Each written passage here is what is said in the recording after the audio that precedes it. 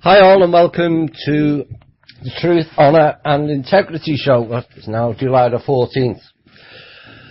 Ooh, where do we start?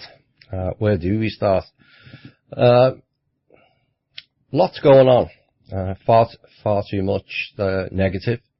So the show, we'll try to introduce some more positive during the show, but there's so much going on in the background and now in the foreground that it has to be covered so we all start to grasp it properly and can deal with it in the right manner. Pretty much the way things are now, the gloves are off. The negotiations, I don't care who's telling you different, with the more prominent members of the cabal have kind of broken down, and they're pushing forward with more extreme plans. Rest assured, we're pushing forward with our plans to prevent. And we've said many times on this show, their big plans have failed and will continue to do so. Meanwhile, they're carrying on playing ritual games, false flag games, and all kinds of other nonsense all over the world, including the USA. I don't think we've seen the end of that, unfortunately, on hopes that any damage is limited. But things are ramping up. There's no question of that now. We did warn of this in the previous shows, and it is what it is. What we would hope from our point of view is that the people who are around all of us start seeing through it. We're seeing encouraging signs of people around our members and others suddenly having an aha moment and realizing many of the events that are being portrayed as real in the media are not stacking up. Quite why it's taken them so long is it's kind of a bit beyond me, but it is what it is. You know, the programming and the mind control and all that rubbish, and the obvious distractions.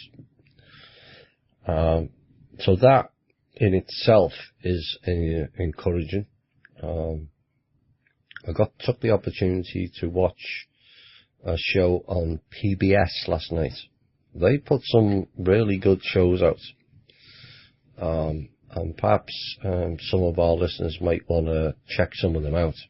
This particular guy was a guy called Norman Stamper, who was a former Seattle police officer, and I'm going to make an attempt to get him on this show.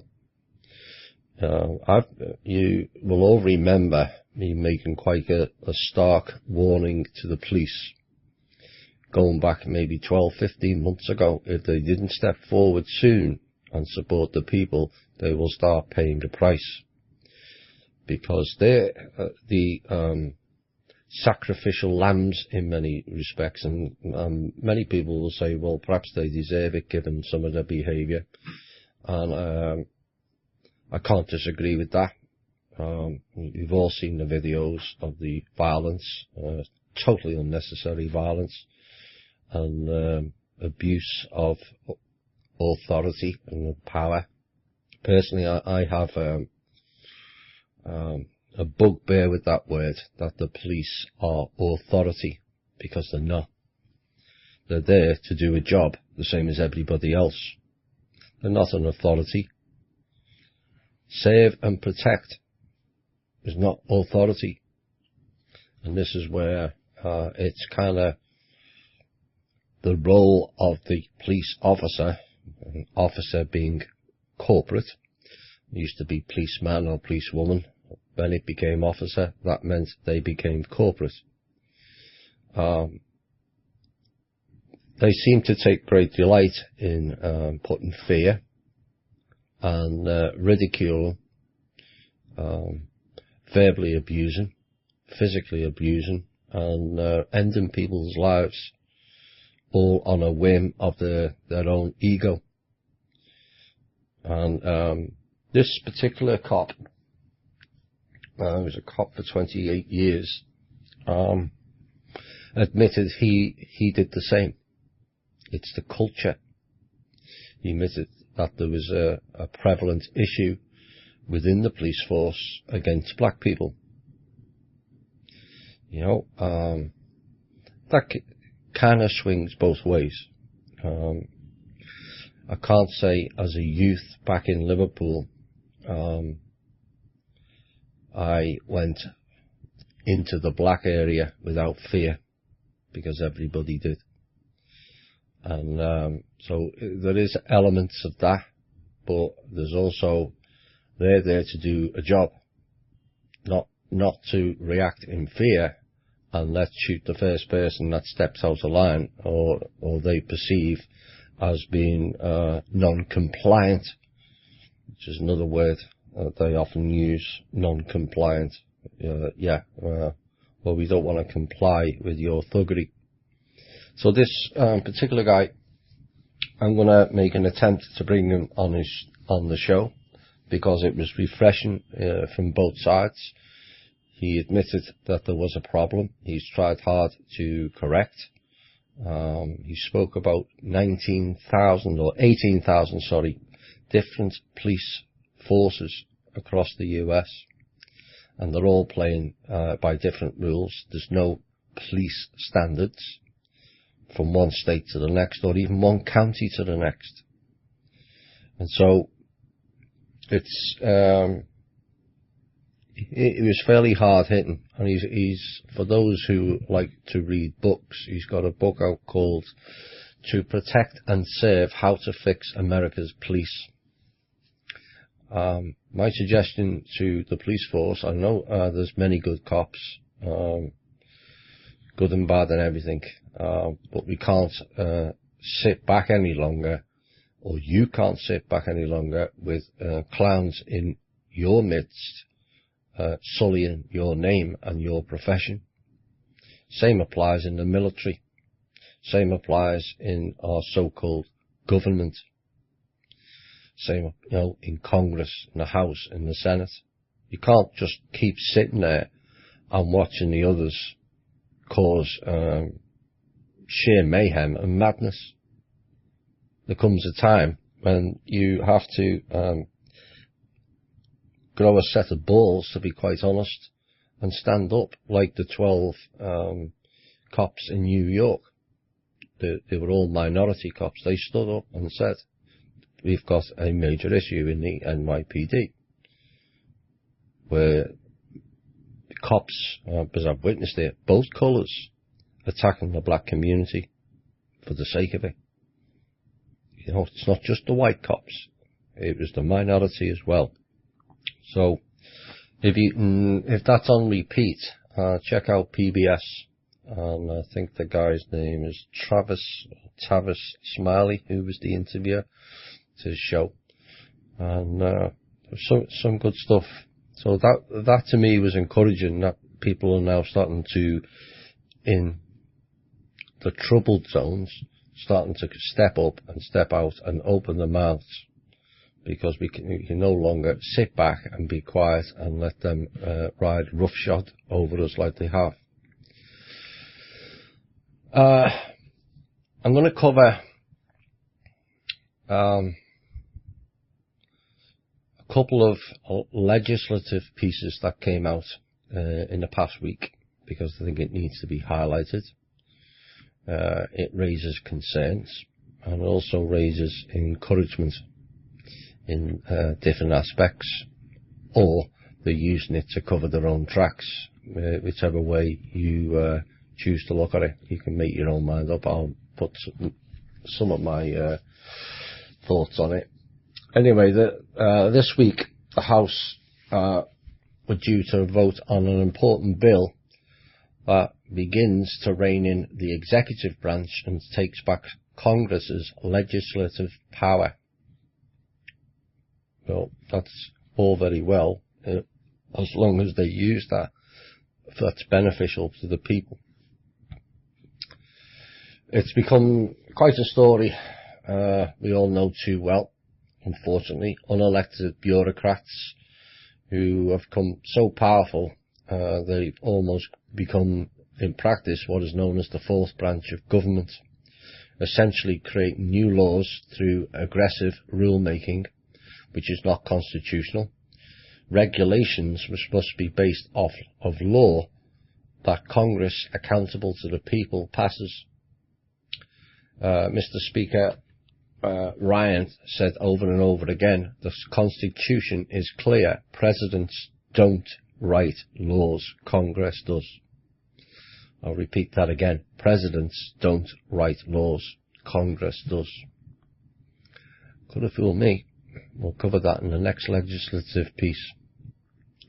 The Separation of Powers Restoration Act, or known as SOPRA, curbs the unchecked power of the regulators and stops this unconstitutional fourth branch that doesn't answer to the American people. So here's that now deciding that they should rein it in. It's taken an awful long time, but where did this all come about? Well, it all came about in a 1984, Mr. Orwell, I'd love that, Supreme Court case that created the Chevron deference, a legal precedent that says courts should typically defer to executive branch agencies when disputes about ambiguous laws arise. Really? So what they're saying is Congress is incapable. At the time, the court never could have conceived of today's executive overreach.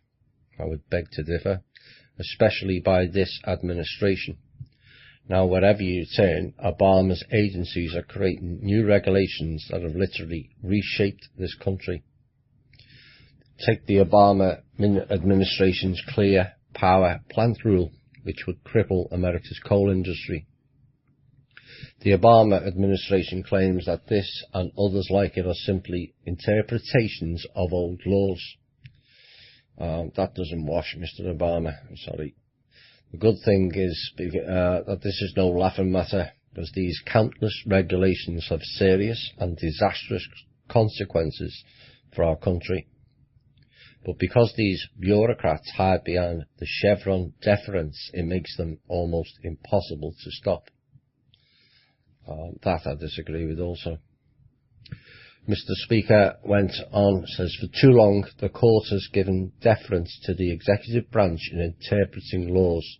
This deference empowers nameless, faceless, unaccountable bureaucrats to rewrite laws and attach meaning that was never Congress's intent.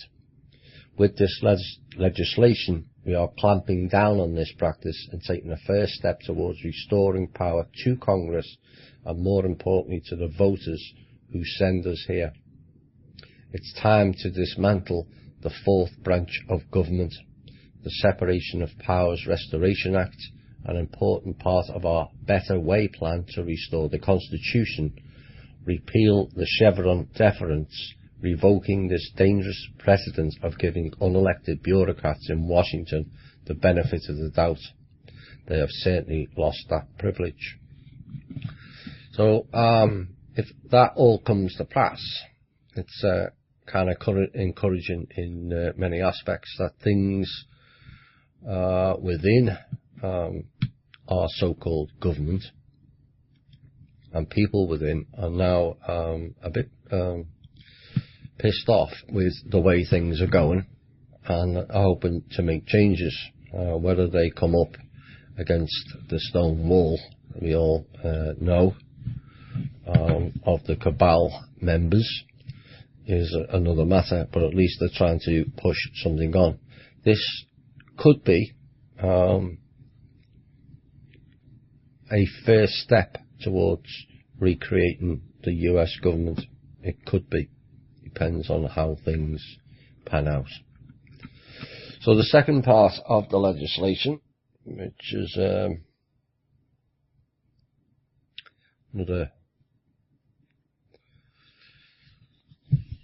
Another executive order that could have sinister applications, it has to be said.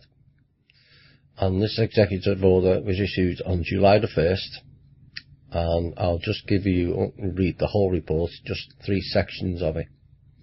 Section 1, Purpose. United States policy on civilian casualties resulting from U.S. operations involving the use of force in armed conflict or in the exercise of the nation's inherent right of self-defense is based on our national interests, our values and our legal obligations. As a nation, we are steadfastly committed to complying with our obligations under the law of armed conflict, including those that address the protection of civilians, such as the fundamental principles of necessity, humanity, distinction and proportionality. So Mr. Obama is proposing an executive order that's kind of concerning civilian casualties resulting from US operations, but doesn't state where those operations are. As per usual, it's all very open-ended, and more times than not, it's not for our benefit. Section 2, Policy. In furtherance of US government efforts to protect civilians in US operations involving the use of force in armed conflict or in the exercise of the nation's right to self-defense, with a view towards enhancing such efforts, relevant departments and agencies, and then there's agencies in brackets, so that's obviously some sort of code, or that's Mr. Obama telling you about the mirrored agencies, the ones that come under the same name but don't operate the same way, shall continue to take certain measures in present and future operations. Section 3, a report on the strikes undertaken by the US government against terrorist targets outside areas of active hostilities. I'll repeat that again. Report on strikes undertaken by the US government against terrorist targets outside areas of active hostilities. I'll leave you to bring your own interpretation to that particular line. A. The Director of National Intelligence or other officials, as the President may designate, shall obtain from relevant agencies information about the number of strikes undertaken by the US government against terrorist targets outside areas of active hostilities from January the 1st, 2016 through December the 31st, 2016, as well as assessments of combatant and non-combatant deaths resulting from those strikes, and public release an unclassified summary of such information no later than May the 1st, Ritual Day, 2017.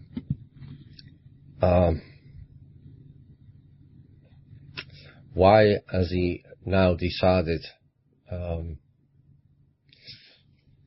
6 months after US government decided to issue terrorist targets outside of active areas of active hostilities? Why has he done his executive order 6 months after his so-called operation started? Begs the question, Mr. Obama. More clarity, and perhaps someone in Congress can make some sense of that, because it's very open-ended and rather uncomfortable, I have to say. I've been asked to put this out as well, so it's another reading exercise. It's in the interest of the theft of the American people's money by Dick Cheney's Halliburton and their sundry DBAs. These criminal acts by Cheney and Halliburton warrant the opening of a full-scale investigations. This person is pursuing Mr. Cheney and Halliburton and is asking for help in doing so.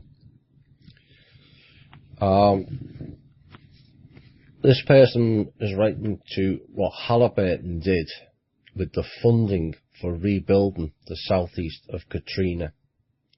You know, there's a lot of other things that you can go on Halliburton and the funding, but this is another one. I'm purposely leaving names out except for the towns. This particular person was one of the selected subcontractors that were in Beaumont, Texas around the middle of 2010 to see the completion of the contract to a large construction company in Beaumont, Texas, and Halliburton's Dick Cheney's company was also present. Funny that, isn't it? He always turns up like a bad penny, Mr. Darth Vader. The week prior to the press conference, we were in Beaumont with the press present, anticipating the announcement of a 16,000 new home construction project. The initial tranche of monies from FEMA was coming from a DBA subsidiary of Halliburton. The money being provided from FEMA for approximately 350 to 500 billion was already in Halliburton's bank account. The contract called for the construction of 16,000 homes. 3 months earlier, on the front page of the London Times, Halliburton lost 38 billion in Iraq. And I said, how do you lose 38 billion? But what happened at that press conference in Beaumont told the whole story. Halliburton sent their DBA company to the contract signing meeting with the press being present. Upon reading of the contract, it was discovered that the contract, which was originally agreed to be for the construction of 16,000 homes, had been changed to 16 homes on stilts, 16 feet above the water height at high tide. I've never seen a general contractor get as angry as I saw that day. We asked to speak to Halliburton direct, and they said that it's not possible as they have relocated their corporate office to Dubai. We cannot extradite anyone from Dubai as it is their law. That is where the initial monies went. Halliburton had transferred their corporate headquarters from Texas to Dubai and now had sufficient funding to build a new headquarters. Halliburton still maintains smaller DBA contract firms here and there around the country, including in Burleson, Texas, south of Fort Worth.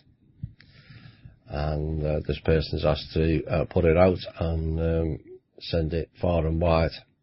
So summing up, there was 350 to 500 billion in the FEMA account that went to Halliburton's bank to build 16,000 homes for the people who lost their homes in Hurricane Katrina.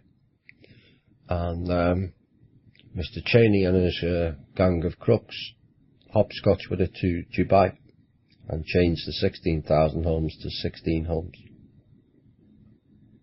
Of course, Katrina, was it 10, 11 years now? Something like that. Still not built, are they? In fact, very few homes got built because they were not designated to be rebuilt right from the off. There was plans and documentation about clearing those homes long before Hurricane Katrina. They were talking about building certain casinos on there. So it was fairly obvious that was an outright attack on the American people. Let's say it as it is, because that's what it was. Using a natural event, ramping it up, and using it to displace people from their homes.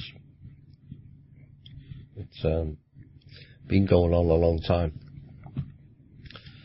And hopefully we can start putting an end to this nonsense once and for all. Where are we? Just checking the time. Right, where do we go next? Shall I do that? No, I'm going to leave that for now.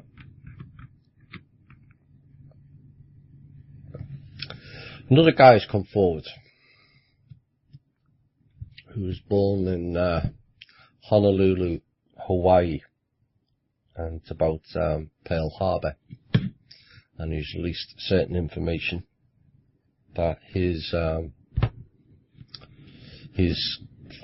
uncle, who was known as Gerald Mason Van Dyke, and he worked in G2 intelligence, and he sent the warning message about the impending Japanese attack on Pearl Harbor at 2 p.m. December the 4th, 1941, from Honolulu, Hawaii. The message was received by Rear Admiral Paulus Prince Powell in Washington, D.C. Powell relayed the message to Knox and Forrestal, who then wanted to get the ships out of Pearl Harbor and put a defence perimeter around the Hawaiian Islands. Knox told Stimson, and Stimson told Mr. Roosevelt. Roosevelt then had Knox, Forrestal and Powell put under military guard and held at gunpoint until the Pearl Harbor attack took place. 66 hours forewarnings they had, and Mr. Roosevelt blocked and put under military guard at gunpoint the three people who warned of it. The detailed story is contained in the book The Skeleton in Uncle Sam's Closet. This book was sent to each of the 435 US representatives and to each of the 100 US senators in Washington, D.C. And it appears it's kind of ignored. And this guy also wrote another book, Silent Weapons for Quiet Wars, and it was titled Warning, Surprise Attack Imminent. It was published in the period of November the 30th to December the 7th, 1941. It contained input-output shock test equations that appeared later in the book, but it did not have the electronic diagrams at the time. Silent Weapons for Quiet Wars starts out as a logical sociopathic work and ends as an emotional sociopathic work. Being about ongoing war, the subject matter never ceases to be sociopathic, and neither does our nation's current system of foreign or domestic political behaviour. In 1978, this guy was able to obtain enough funding to research, compile, write and publish the book. Some of you may have read it, Silent Weapons for Quiet Wars. The project ran from October 1978 to December 1979. And the subject is all about war, so the book is about the sociopathic attitude of those who promote war and have contempt for the common man. The basic premise of the book is contained under the subheading Energy. This will upset many, because this is how these people think and operate. A nation or world of people who will not use their intelligence are no better than animals who do not have intelligence. I beg to differ on both counts. Such people are beasts of burdens and stakes on the table by choice and consent. And they're under the premise of cattle. Those who will not use their brains are no better off than those who have no brains, and so this mindless school of jellyfish, father, mother, son and daughter, become useful beasts of burdens or trainers of the same. And that kind of sums up what those people think about us, which is it boggles the mind. So what this person is saying, for 66 hours before Pearl Harbor, President Roosevelt was aware, and the three people, Knox, Forrestal and Powell, were all put under military guard and held at gunpoint until after the attack took place. Yet again, another example, like Katrina, like 9/11, where these people are attacking Americans. Just say it as it is. That's what it is. And people keep saying there was a surprise when Shane mentioned on Monday about the new world order is already in place. In essence, it is. It's always been in place. They're just pulling off a different version in many aspects.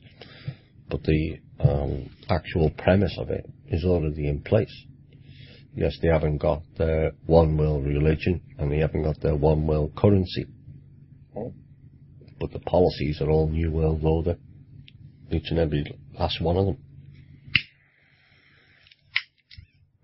But, and it's a big but, we are seeing certain signs that I'm seeing, and the people who work in the background are seeing major signs of cracks within this structure on every level, whether it's the AI, whether it's the Veil, whether it's the parents, whether it's the Draco, whether it's the Covens, whether it's the Illuminati, or whether it's the factions, all the way down. Cracks are opening up. And what's important is that more people start seeing the cracks. You know, unfortunately we're getting a ramping up of incidents that may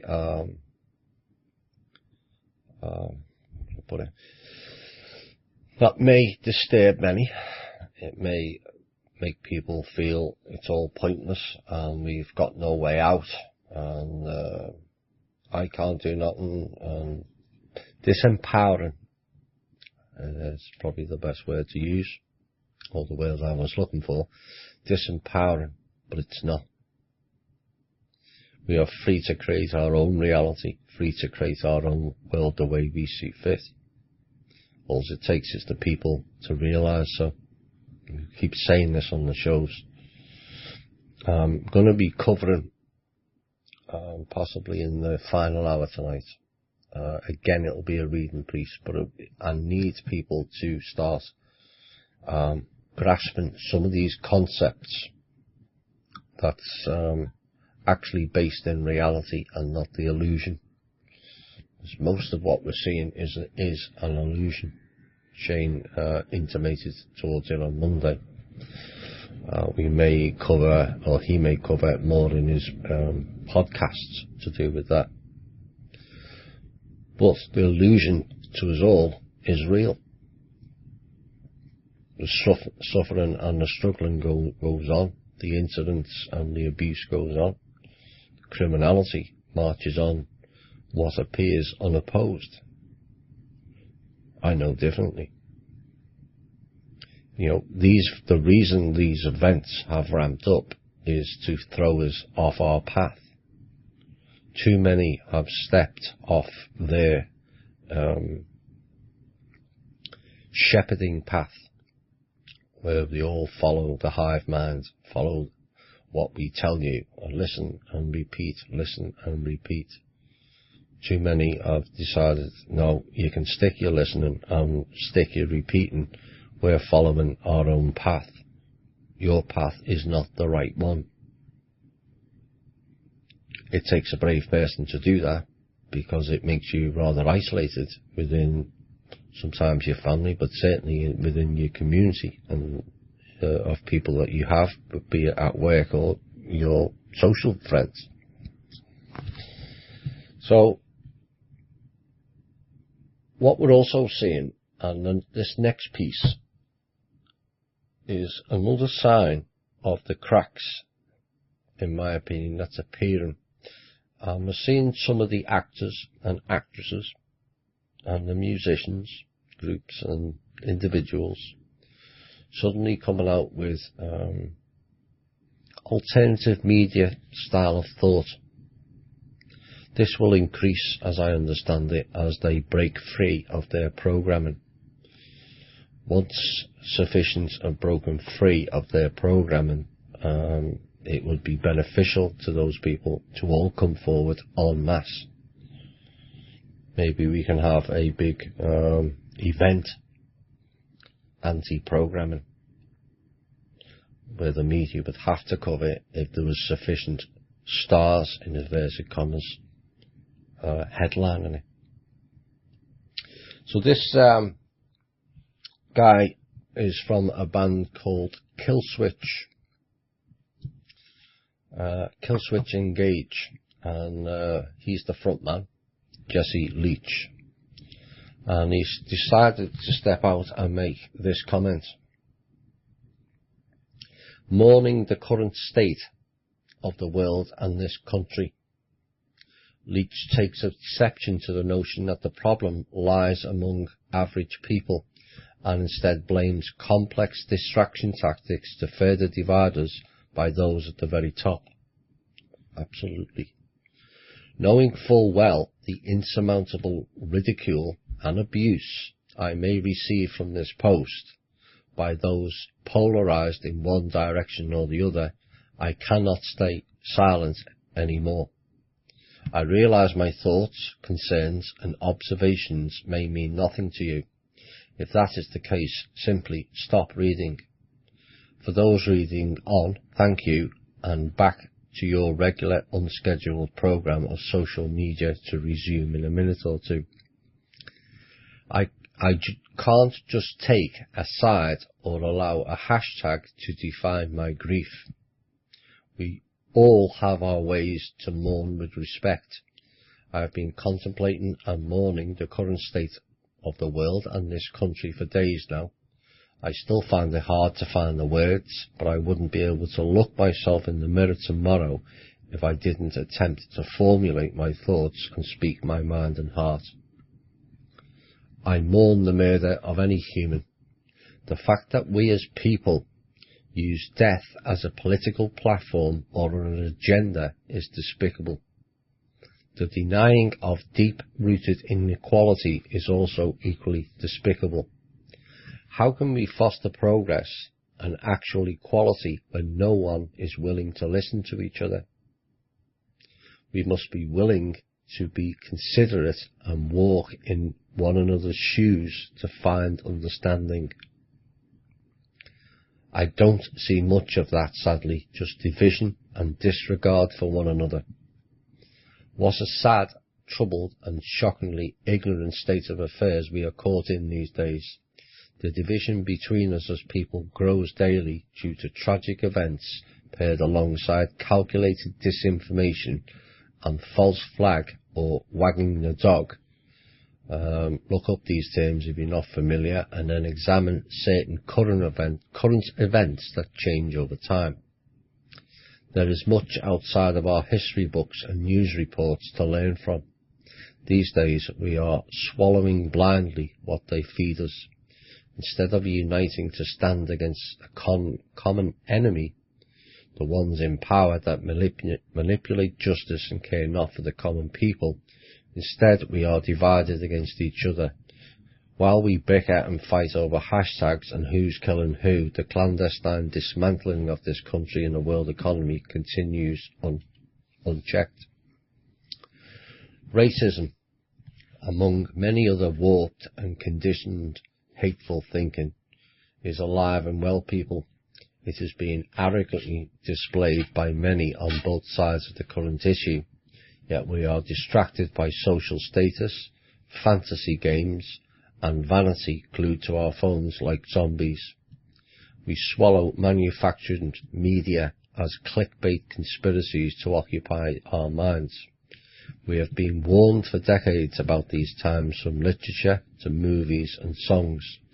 Yet here we are in the midst of yet another crucial downfall, and all we are doing is infighting and pointing fingers at each other, when in fact the blame lies upon those in high authority, in inverted commas.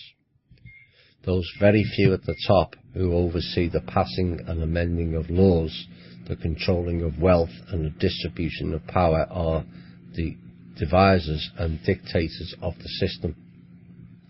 We have been conditionally dumbed down, divided and controlled. This is idiocracy in full effect, but the vast majority can't see it. We have been indoctrinated and brainwashed so cleverly, patiently and precisely that the vast majority are completely unaware of the state of emergency. We lash out against one another in fear and anger. Anyone trying to make a change and speak out is violently or verbally struck down by an opposing view. It's either that or threatened, ridiculed or simply silenced in death. How many more of us will die before we realize the truth has been disguised? How long do we allow those in control to manipulate us, humiliate us, steal from us and kill us like pawns in their game of power? There has to be a better way. There's got to be a radical change. Sadly, I fear the worst, that it seems most are too far gone, trapped in the matrix as it were. The only thing I can offer is my personal action, my lyrics in my music, my choices, the companies I support or boycott with money, the effort I will put forth to be understanding, compassionate and yes, loving when I have the strength. My faith is that there is enough good with us all to begin to heal and help one another, even in small, simple ways. For those of you who believe in God, I urge you to pray. For those of you who gather in protest and activism, do so in peace. For those of you in uniform, show honour and control. For those of you who have compassion and charity to give it in abundance. We are facing troubling times, and I feel it will only get worse before it improves. In the meantime, pause and think before you speak or act, and ask yourself, am I part of the problem or part of the solution? You can control and change the way you think and act. Think about this, if only for a moment. I'm just a man trying to find understanding and do the best that I can to help in any way. I will continue to strive to write lyrics and songs for all of us.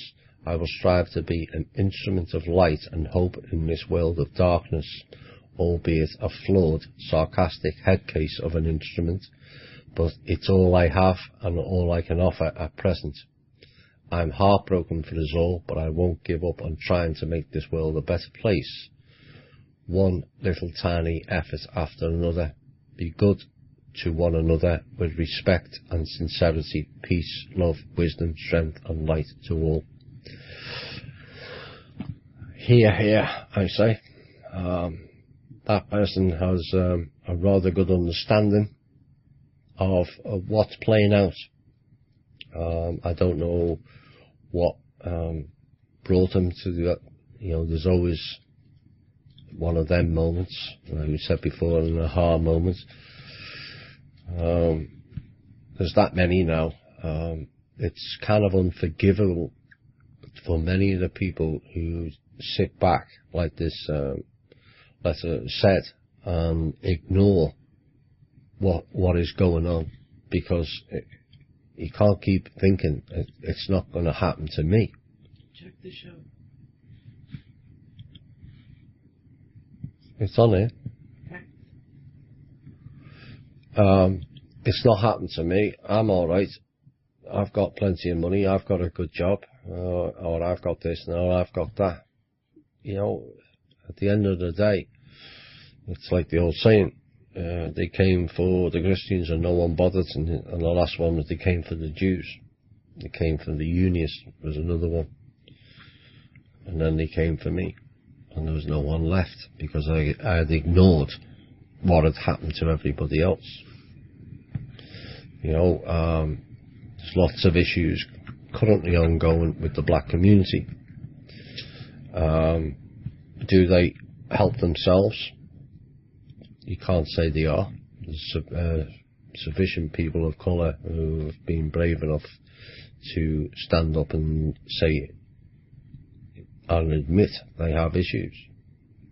Morgan Freeman being one in particular. I'm trying to remember the other guy who was quite outspoken, the comedian guy. But we also can't ignore the abuse that has gone on against black people in America for many, many decades. You know, it's only 40 years ago they were using separate toilets. You know, it's madness that you would peoples would even go that far to treat another human being as basically shit under the shoe. You know, that should be reserved for the likes of the Bush family, or the Cheneys, or the Rumsfelds of this world, or the Kissingers, or the Soroses. Not your neighbour or the person in the next town who's done nothing in particular to you.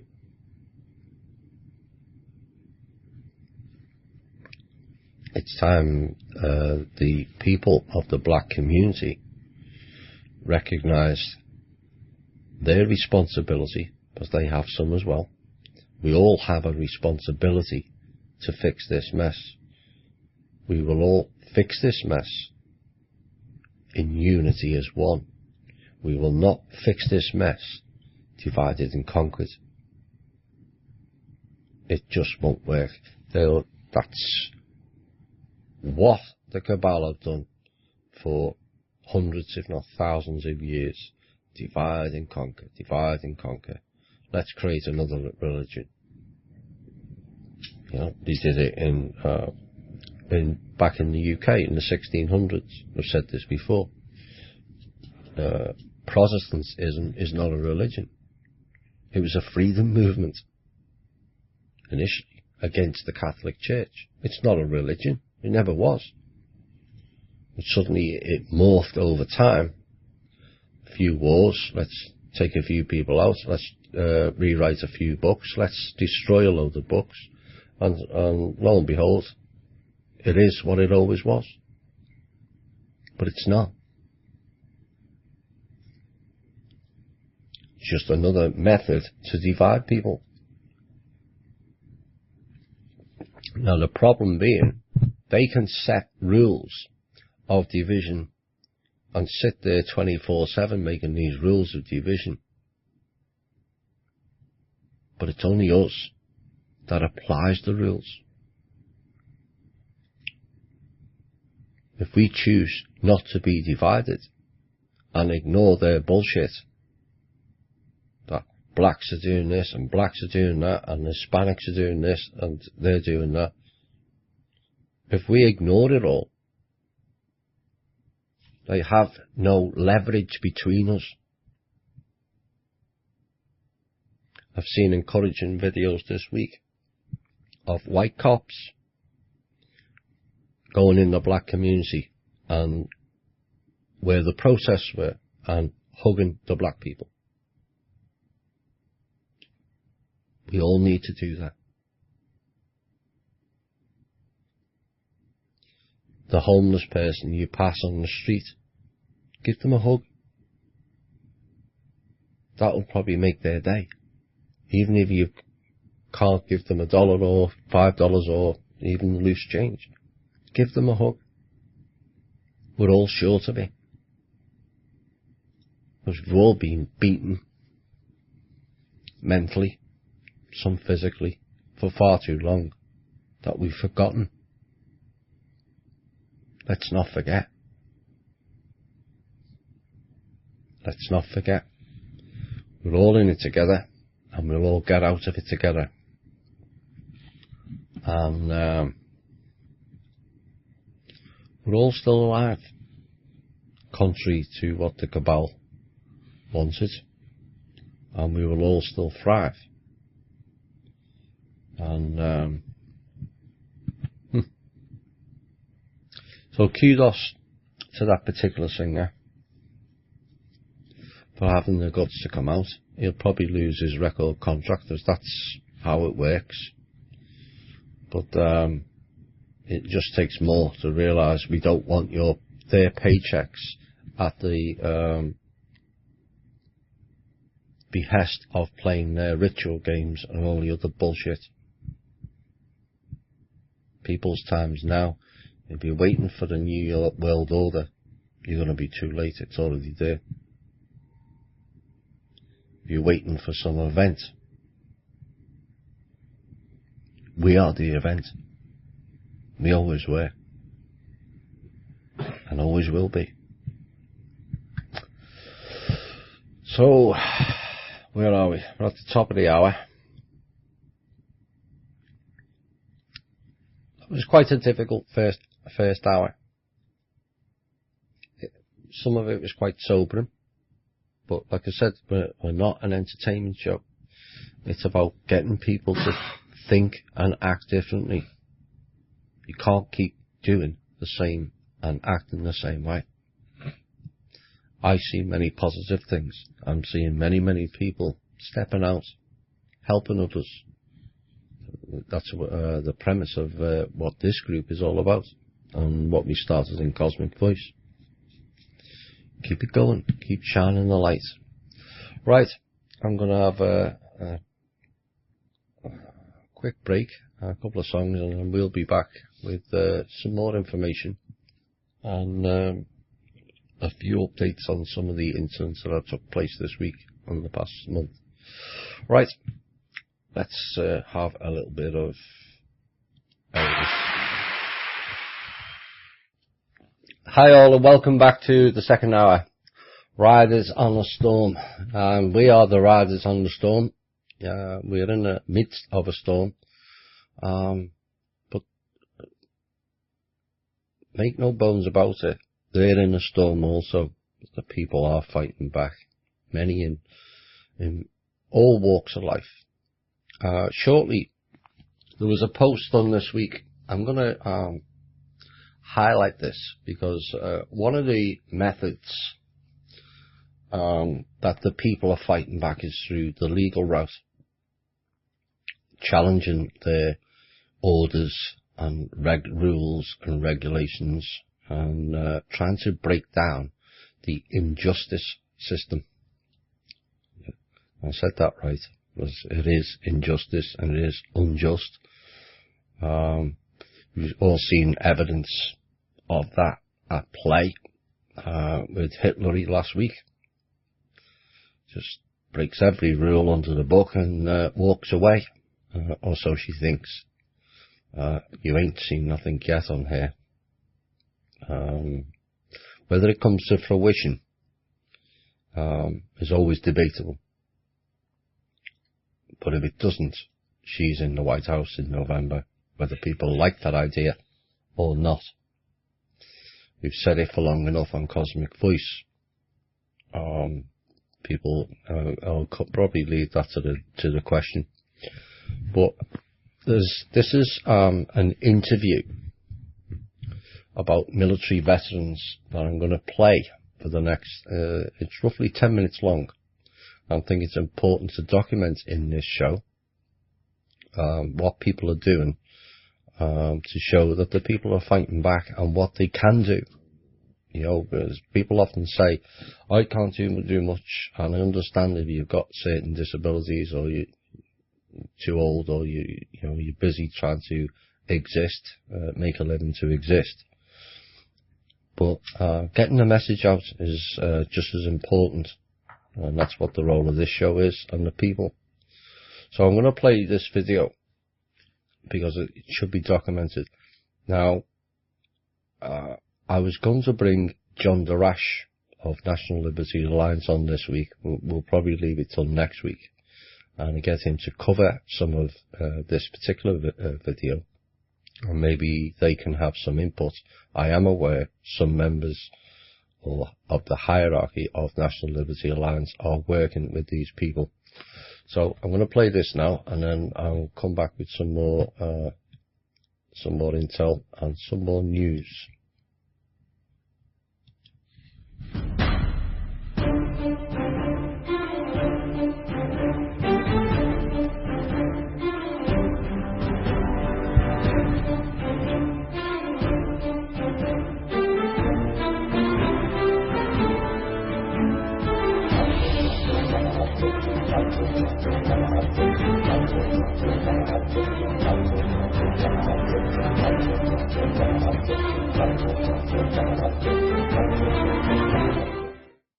Hello once again, freedom lovers.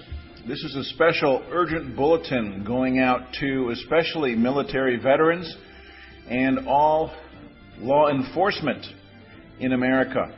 I'm not referring to the police, I'm referring to the people of America. When you have nothing but criminals at the top, it's up to the people to enforce the law. We all become private attorneys general in that process. Now, this is Mark Emery with the Lighthouse Law Club, and I've got some particularly impactful developments to share with you here today. There is a new movement afoot whereby it's operating on the premise most of us understand that when you walk into a courtroom, you see the yellow fringed flag. Most of us understand that is a military flag, and we're in Admiralty Maritime jurisdiction. This has been clearly noted in Title V of the U.S. Code in years past. However, the criminals in control don't want you to know that. And so in recent years, they have removed those references from the more recent publications of the U.S. Code. But you can find that if you go back just a little bit in Title V of the USC, that the gold fringed flag is a military flag, or a banner, I should say, to be more specific. And if you understand the law of the flag, you're essentially in Admiralty and Maritime, when you walk into that courtroom, you are boarding the ship of state that operates under that law, the law of the flag that is being represented. So, bottom line, you're walking into a military court. Now, some people are starting to learn some fascinating issues in law. And we're starting to see retired military veterans show up in court in full military dress, and depending on their rank in the military, even though they're retired, they can outrank the judge. And you know what that means. The military, with jurisdiction, venue, their oath of office being a contract, are in position to take control of that courtroom and to take control of that judge. This is powerful. And this is happening. It's been happening just recently. Military vets are starting to understand the power and the authority that they have. And when their brothers are in the courtroom, the military brass is showing up to hold that judge accountable to proper lawful process, which is becoming rare these days. So this is a very significant development. I'm going to share with you just some clips of a recent conversation that I had and let you in on some of the insights with that. So with that, let's hear that conversation. Court systems that they found out, they're finally catching on as to where their standing is in life. And now that they know they've got that kind of influence on the court system, since everything's underneath the military law anyways, they've been really putting the hammers on a lot of folks around here regarding how the courts are operating. And they're getting stronger. What do you mean? Who's been putting the hammer on who? These retired vets. Oh, okay. The retired vets are going into these courtrooms when one of their buddies are going into the courtroom. They're going in all full-fledged dressed and ornamented. In other words, they got all their symbols and tags and everything on their uniforms. They're fully dressed. Good. And the judges are starting to see things change or shift. And people are starting to recognize that the fact that if a guy comes in as a colonel or higher, he has a right to displace that judge and put somebody else there that knows what they're doing. Yeah, since we're under military law anyway, right? Yep. Yeah, that's a gem, huh? So they're getting their feet wet with this, and they're going forward with it. They've had enough. Well, along that line of the retired vets doing their thing, believe it or not, I had received a report that the fact that the military, I think it's the MP division, has been brought online and right now are in the process of arresting a certain number of banking institution upper echelons as they go. They're going in and cleaning house. That's earth-shaking. From what I was instructed was that's just the beginning. Now, is this confirmed by someone in a position to know, or there's so much rumor floating around with stuff like this? Yeah, I know there was so much rumor, and I'm waiting for him to give me some real names involved with the bank names. Right now, they just gave me that the heads up was what was starting this week. Wow. And as soon as he gets done doing his, because I take it partially the mere fact because he's involved in it. Yeah, so he's got first-hand knowledge. Banks and banker names. Okay, good. With those in hand, then I can confirm them real quick. Yeah. Wow, that's earth-shaking.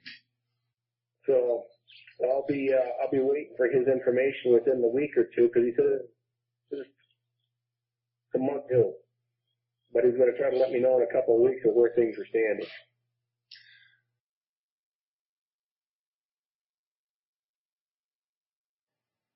And in turn, they got to finding out that the vets have all this stroke, but never knew how to apply it because they weren't informed of their duties. Being all the courts are underneath all courts are underneath the military law anyways, have been since 1867.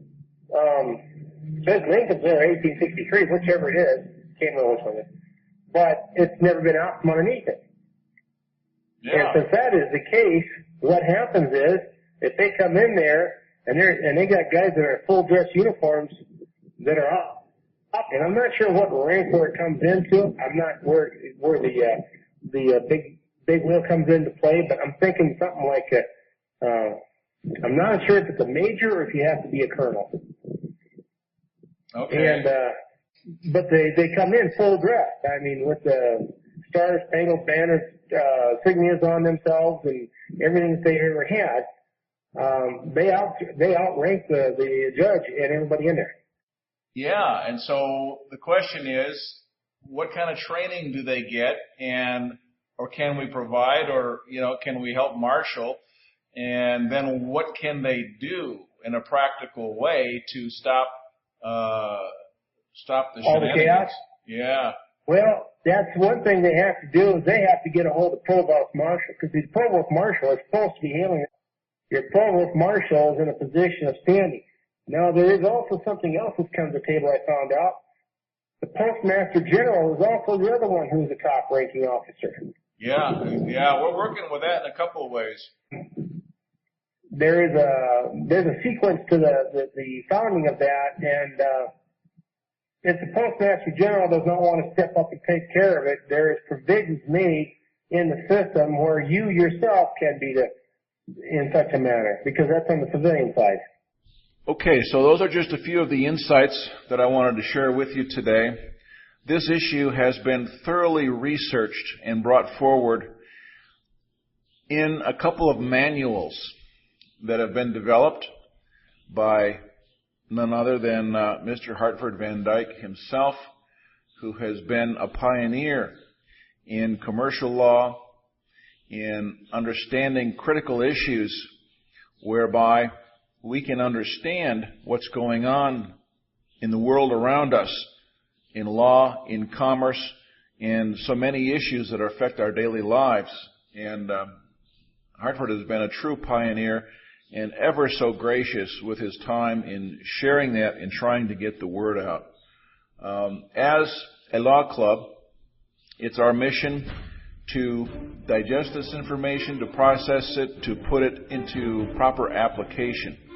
And with this presentation, I'm putting an appeal out to all private attorneys general, all American law enforcement, that means you, the American citizen, and especially to all retired military veterans, that we need to come together, we need to understand the power of this information, we need to start applying it, and we need to take back our courts in the process. Having said that, I encourage you to join with us in the American Law Club, and let's put the pedal to the metal, take back our country. With that, God bless and Godspeed. Hope to see you soon.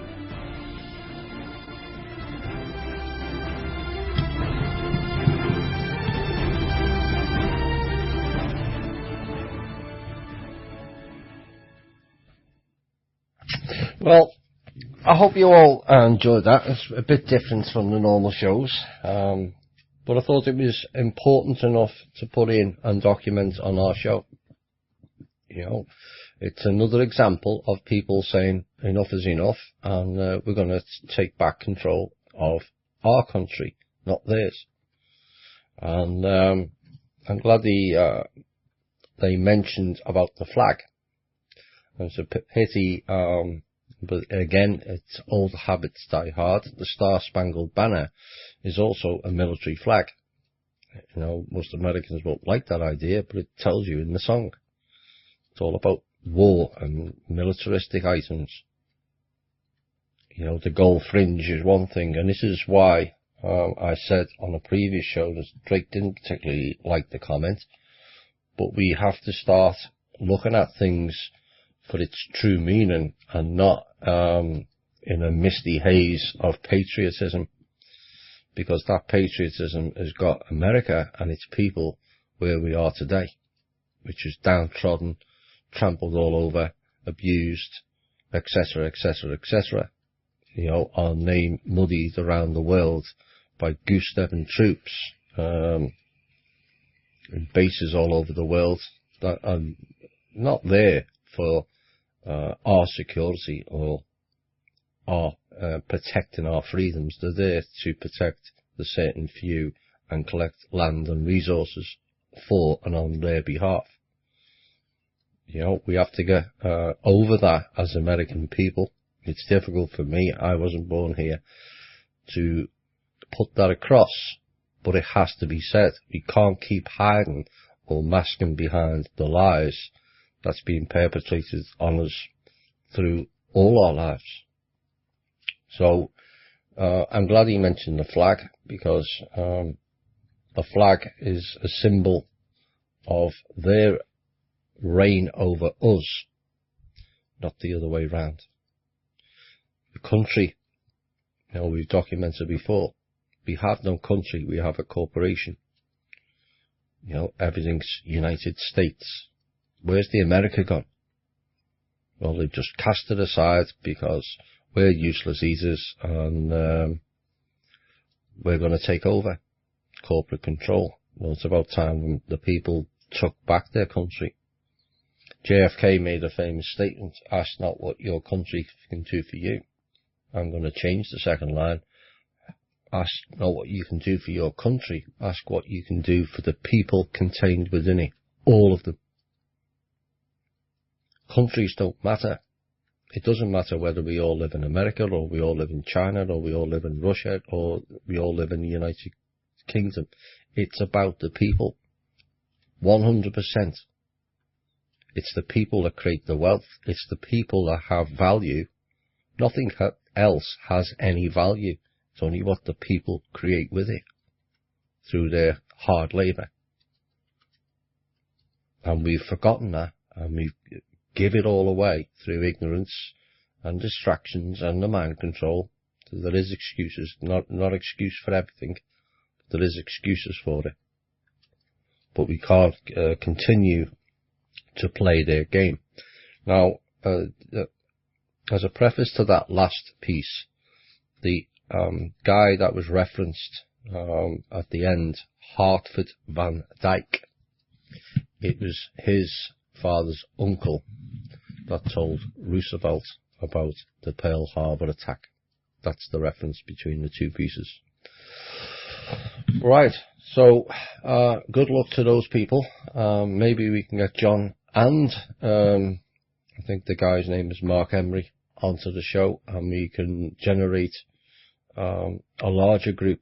I know it was mentioned on one of the comments underneath the video on the YouTube that a person higher up in National Liberty Alliance, I presume it's not John, but it may well be, is working with these people. And, we tried last year to merge Dr. Aiden, or Dr. Nadu. I keep switching from one to the other. Wish people to stop changing their names. And also Anna von Reitz. Some of them just refused to work for different reasons, because they didn't agree with one point of law or another point of law. The time for arguing or debating over minuscule points of law, to me, is over. We just go forward with a broad spectrum of lawful ideas, not legal, lawful ideas, all pulling in the same direction. And if you want to argue over common law and natural law, do it in private. Debate it in private, but not out in the public. That's what they want. They want us all fighting. It's another divide and conquer. No, common law is better than natural law. No, it's the other way around. No, it's this law. Does it matter? No. What does matter is the people pushing lawful ideas and proper constitutional laws onto these people and tell them, this is what we want, and you can stick it with your regulations and rules and your statutes. Then they don't belong to us. Because in reality, they don't. It's only us that makes them reality. Because we go along with them. Don't play the game. Right, a couple of news items, topical, that I wanted to cover. The Pulse nightclub. Cabal went on the Pulse with that. A police transcript has come forward, and it's been fairly widely circulated on the internet, and it's also been addressed on some of the smaller media channels, one in Florida, as I saw it on the TV, which is kind of encouraging that they begin to question. Now, what appears from that transcript is that nobody died in that nightclub roughly between 2 and 5 a.m. Nobody. So there was a so-called hostage situation, in inverted commas, and allegedly 49 people died between 2 and 5 a.m. when in reality none died. The only people, according to the coroner, that died in the Pulse nightclub was after 5:15 a.m. when a group known as the SWAT team, whoever they may be, went in and started shooting.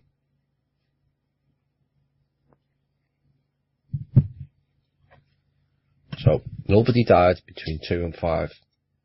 So it wasn't Mr. Muslim guy with his long gun rifle that they're trying to ban. It was this so-called SWAT team. Now, how many actually died is debatable at this point. The fact that one died is enough. Whether it was 50 is debatable. Who knows? But the point is, why, yet again, have they lied? Why, yet again, have they staged some sort of an event to put the people in fear? So they then rolled on into Dallas. Now Dallas is, in my opinion, is playing on the American psyche. This is what these people do. They play on the psyche of people, psyche of fear. We've mentioned in previous shows is each and every one of you has a bad event in their life, whether For argument's sake, one of your parents may have died, or your sister, or your auntie, or your uncle, or it might be something else. You might have had a car crash, or something else. There's always one incident that people always go back to and shudder. Now, when you go back to that particular issue, your soul memory is in that place. You can see what the sky was like, what the weather was like, what it smelt like. Was there a burger stand nearby? Everything. Because, in essence, you have transported yourself. This is time travel in your mind. You have transported yourself back to that event. You have the same fears, the same emotions, everything. And the Dallas incident, where allegedly 5 cops got killed and so many others injured, and there was only one shooter, except it's now being made clear that it was actually 4 or 5. What incident does that remind you of?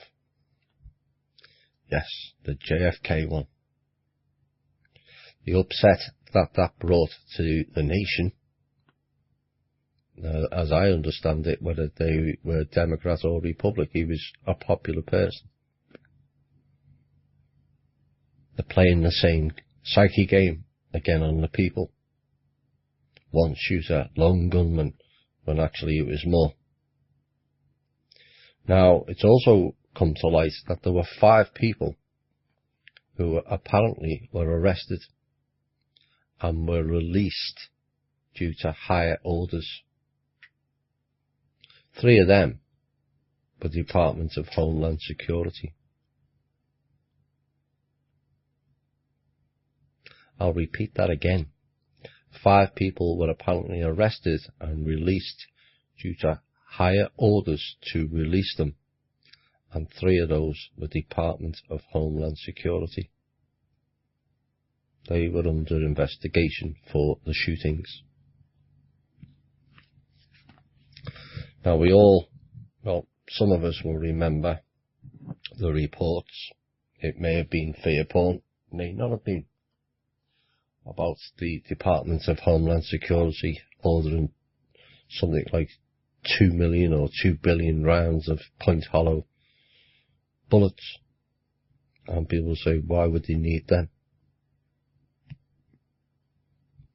Well, it's time, if that is 100% correct, that report, it's time the lazy asses in the military and some of the ones in the militia, not the ones who have already stepped up, I'm not applying this to you, I'm talking about the others. It's time they step forward. You have the capacity, you have the orders and the duty to serve and protect American and its people. 100%. If you continue to ignore, the people will hold you accountable at a later date. Rest assured. To the police officers, including the Dallas chief of police, who I was more than impressed with his comments this week. Step out and say what you know. Get sufficient people around you to provide you with a safe platform to do so. So these psychopaths can't threaten your family or friends.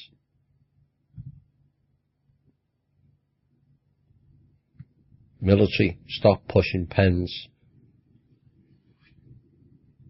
Stop pushing TRNs,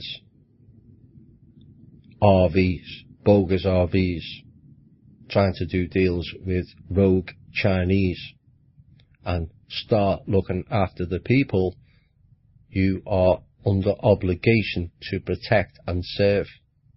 It is these people here whose labour affords you your job via their taxes. Enough is enough. It's gone way beyond.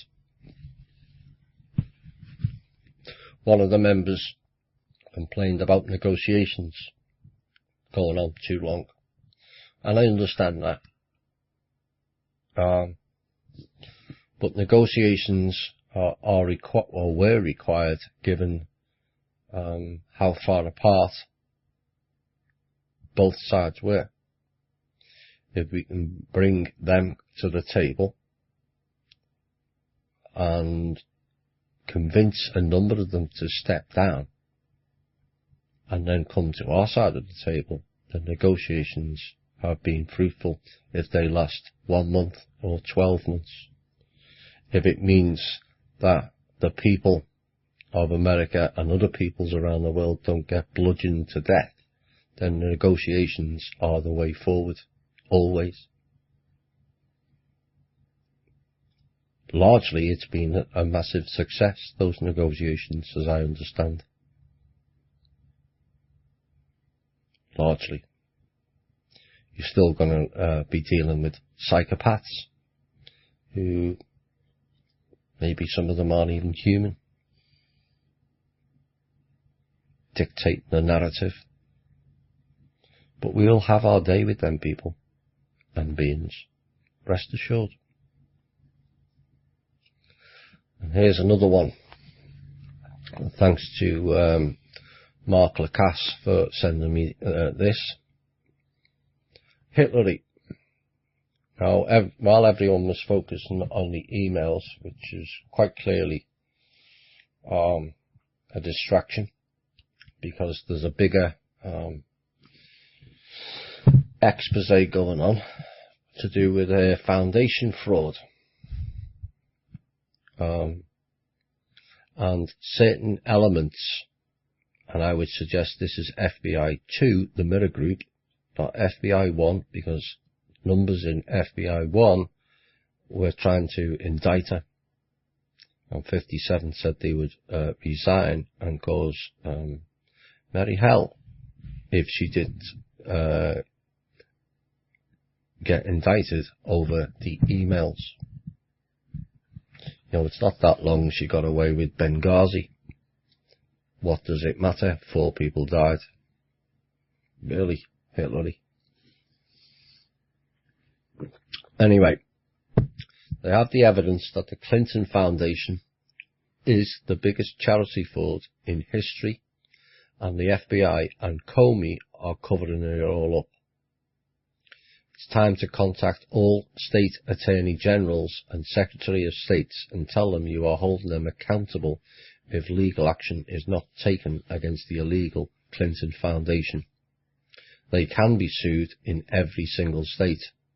They aren't legally registered in any state and have never had a legally required audit.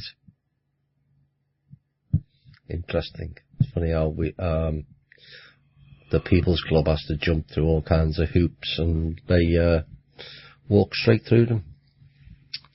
Even though the FBI is aware of this information, send to their Twitter and ask them why Comey and the FBI are not arresting the Clintons.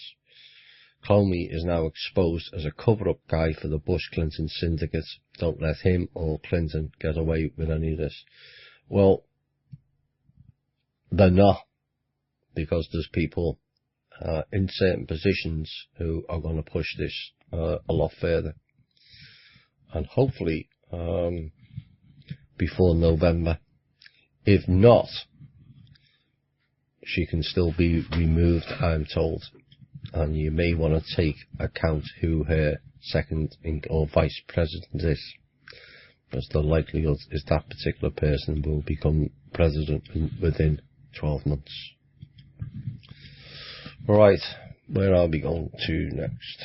9:45. That's the... Oh. I should have mentioned this before. The video was the Lighthouse Law Club, just to let people know who the people are involved with the military vets, outranking the judges. Good on them. Right, we're probably going to go into some Q&As now. and Chloe can ask some questions and we'll give some answers as best we can. Are we ready? Yes, the questions lady is here.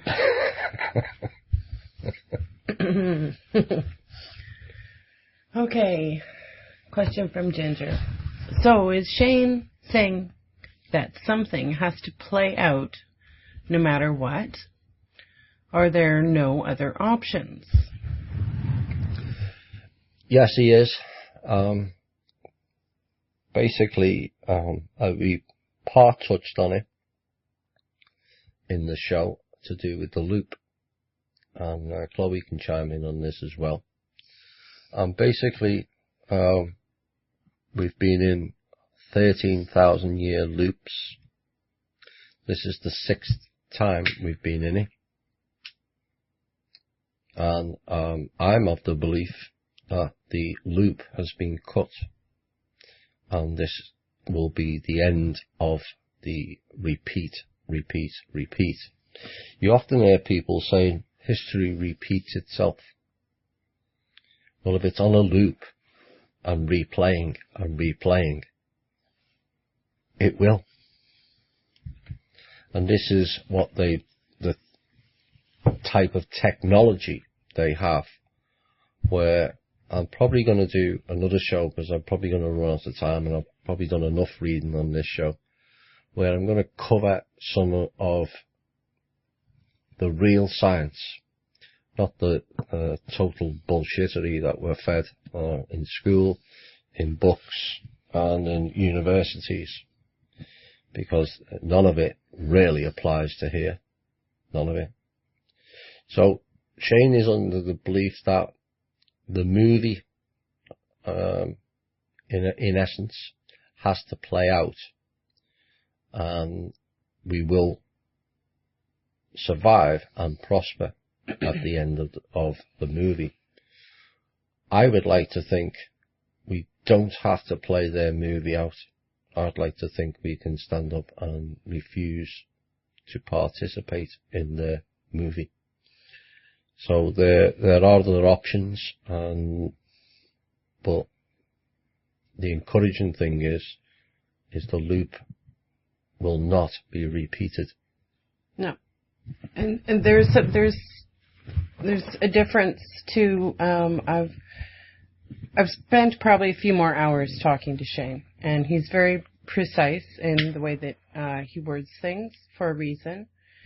So what Shane, I believe, is saying from in-depth conversations with him about this is that some things, benchmark events, have to play out in the sandbox. That's what he's saying. Benchmark events. There's certainly changes, glitches that we can create by practicing manifesting our own reality. There's a certain part of this where you don't want to give weight to their reality, but at the same time we have to navigate the conditions in here.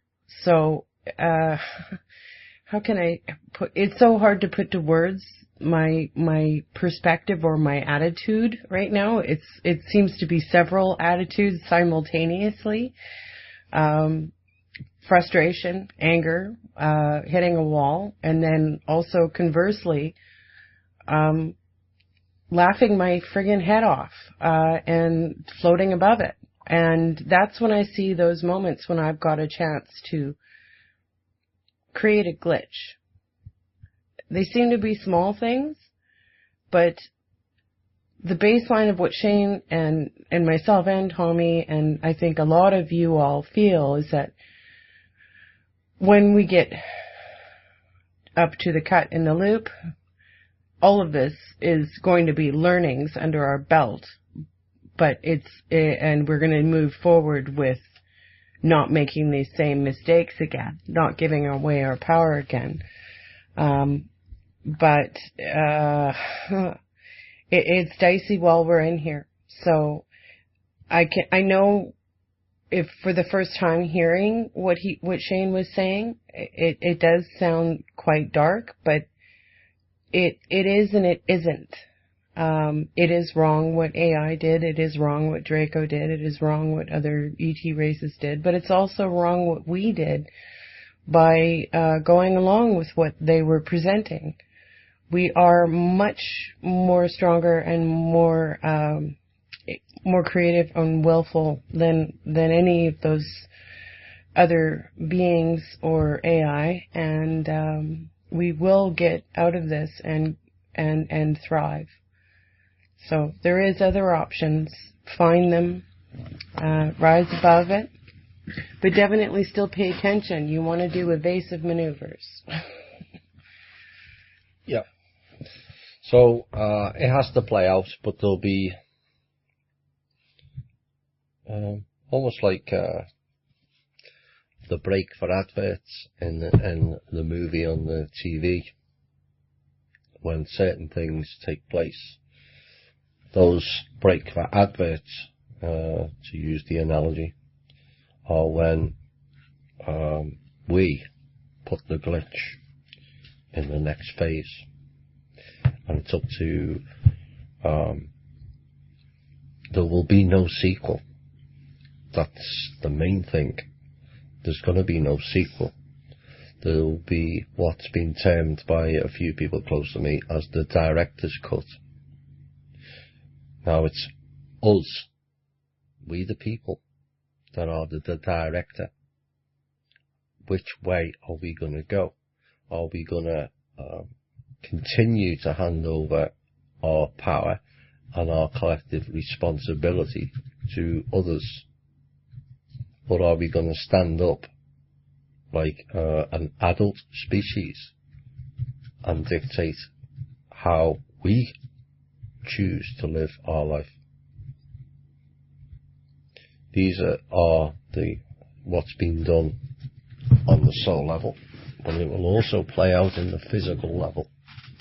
Whether this is holographic in nature or not, you are all a multi-dimensional being operating in multi-universes at the same time. This is just one aspect of it.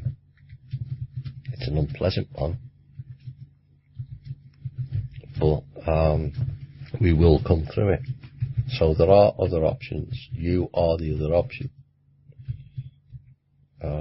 To answer the person who answered the question. And I see a brighter future. But we will have key hurdles to overcome. There's sufficient glitches in the matrix now that people are observing it. Others who have been more in tune with their abilities that we all have, but don't always recognise. I've seen these glitches at hand for a number of years now, and it's escalating. And it will escalate where it becomes, in my opinion, a lot more obvious to the average person on the street. Then we'll really know. And then you got another scenario is, oh my God, the panic. But then that's why we keep saying, ground, centre, stay calm, stay prepared, deal with your shadow side. There's a reason we keep saying it, because preparation is everything. You know, most people will relate if they go to do a test, and it might be a test for a job or it might be a test at school. If you've done sufficient preparation, there's no need to fear. If you haven't felt you've not done enough preparation, then fear plays in, but you haven't run through. Now, if this happened to me, what would happen next? I did that on the page 6 or 7 months ago, when everyone was talking about ETs, and I said, what happens if a 8-foot reptilian taps you on the shoulder and you turn round? How are you going to react? Yeah, the centering is, it's staying in your center of power. Nothing can knock you off base. But that post that Dave B posted today, I can't remember the name of it. Something not effing with you. It's a great post.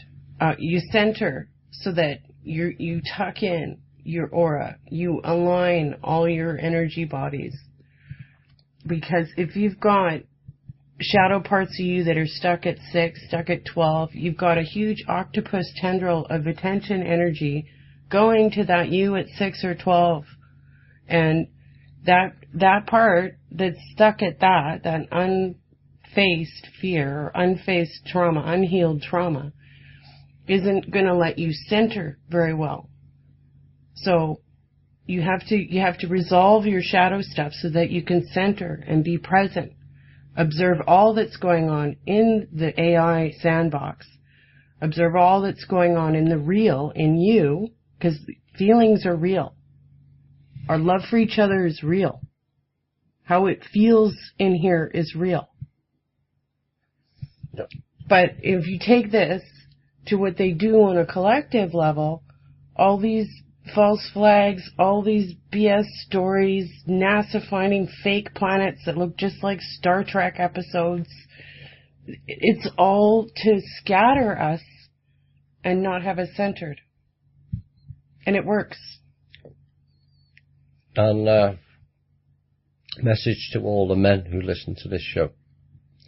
It's not a weakness to open yourself up.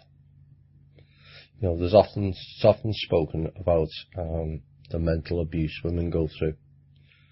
But the men have been corralled and controlled into not talking about their personal feelings or what they fear, because it makes them look weak to others. Well, we're all weak. All of us.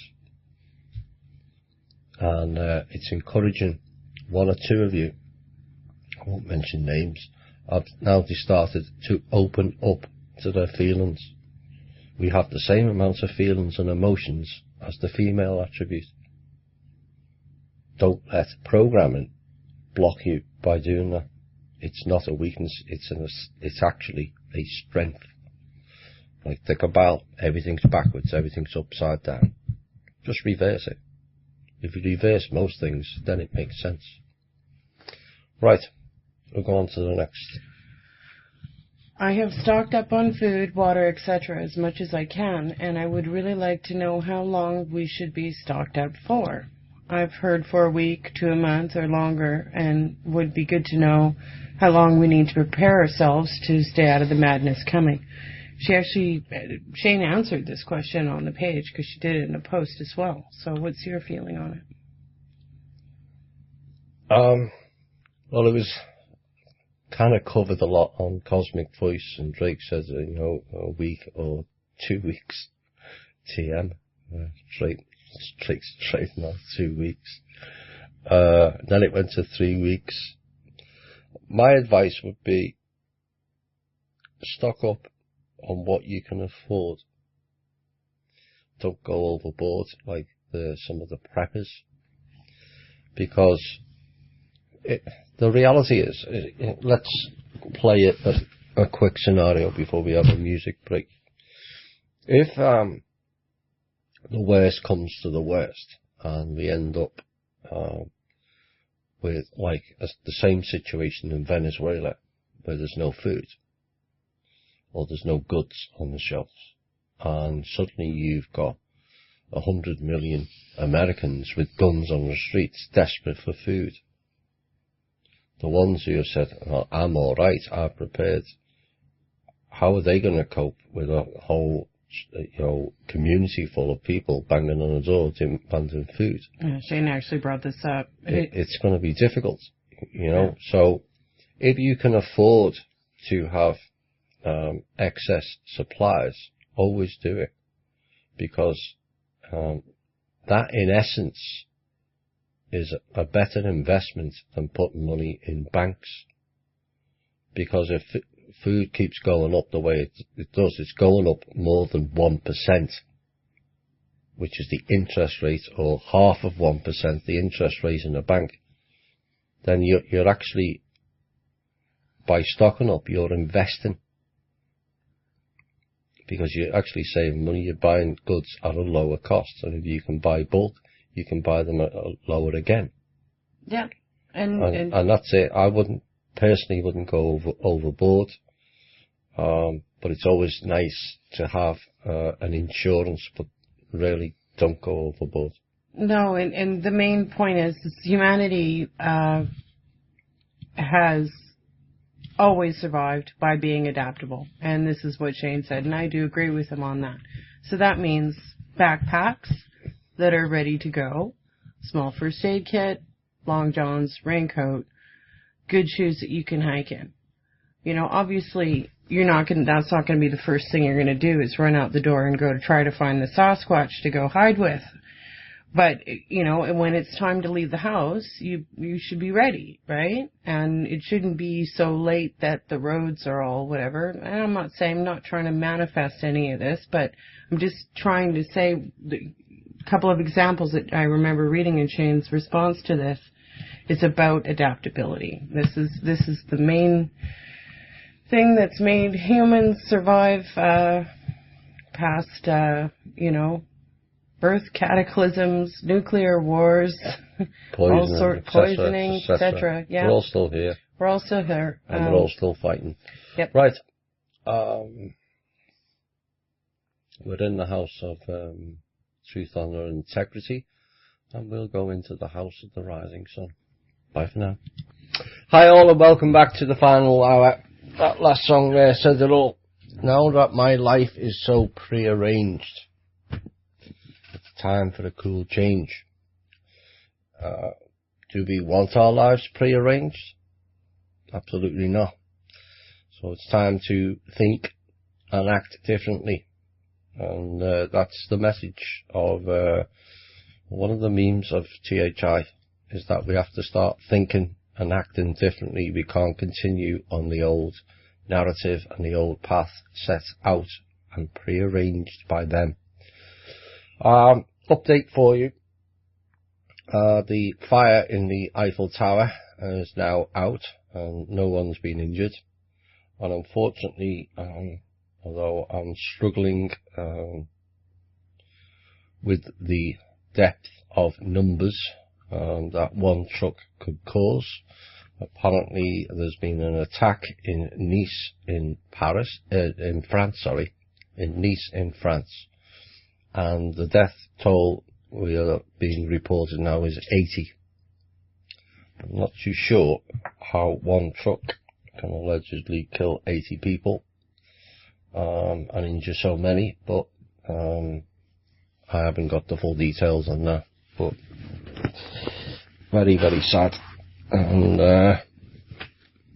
what it's in response to, is it possible because many of the French people were starting to rise up?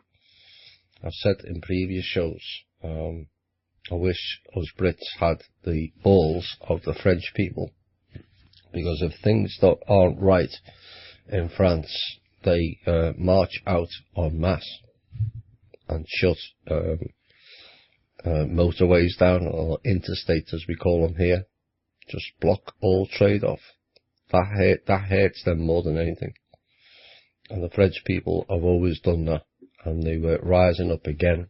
And I wonder, I hope I'm wrong, but sadly it never appears to be, that they've tried to block that anger and return them into fear. This is what they've been doing to us in America over 50, 60 years.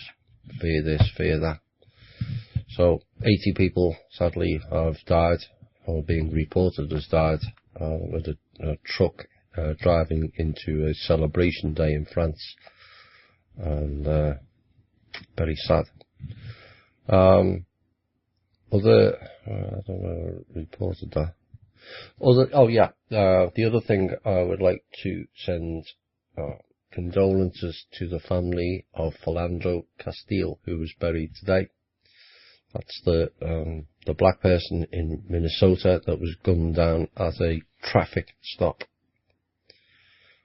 We covered that in previous hours, so I won't go any further into that, but condolences to his family. Philandro Castile was buried today. Right, we are going to go on with a few more questions and we'll see where we get to. What's with the sun? For the last number of years, it has been hotter than I remember as a kid. The last 3 years especially, it has gotten even hotter with each passing year. It used to appear to be yellow. Now it looks white and way brighter and hotter than ever. Can you tell us more about this? Well, the sun's been changing over a number of years. And it's not only affecting this planet, it's affecting the whole solar system because all the planets have warmed slightly. But what we're also seeing is interference. Of course, the wave comes through the sun. So that will, the frequencies of the wave will also interact with the sun. And you will see differences. You know, when one wave interacts with another, it creates a reaction. And so you may be seeing some elements as the wave increases. It could be a good explanation of why the sun is appearing to change. You know, in basic physics, if you interact one item with another, or even chemistry, you get a reaction. And that's as a possibility, and that's only my opinion. I've not seen that statement before, but it's something I came up with, and it's a possibility. It's the sun's interacting with the wave, and it's generating a different type of energy. And also, too, from the sandbox layer perspective, this is my other attitudes I'm exhibiting simultaneously. All the aluminum they've saturated the atmosphere with at this time frame in the loop, it's reflecting, and that always intensifies and kind of washes out the colors of things.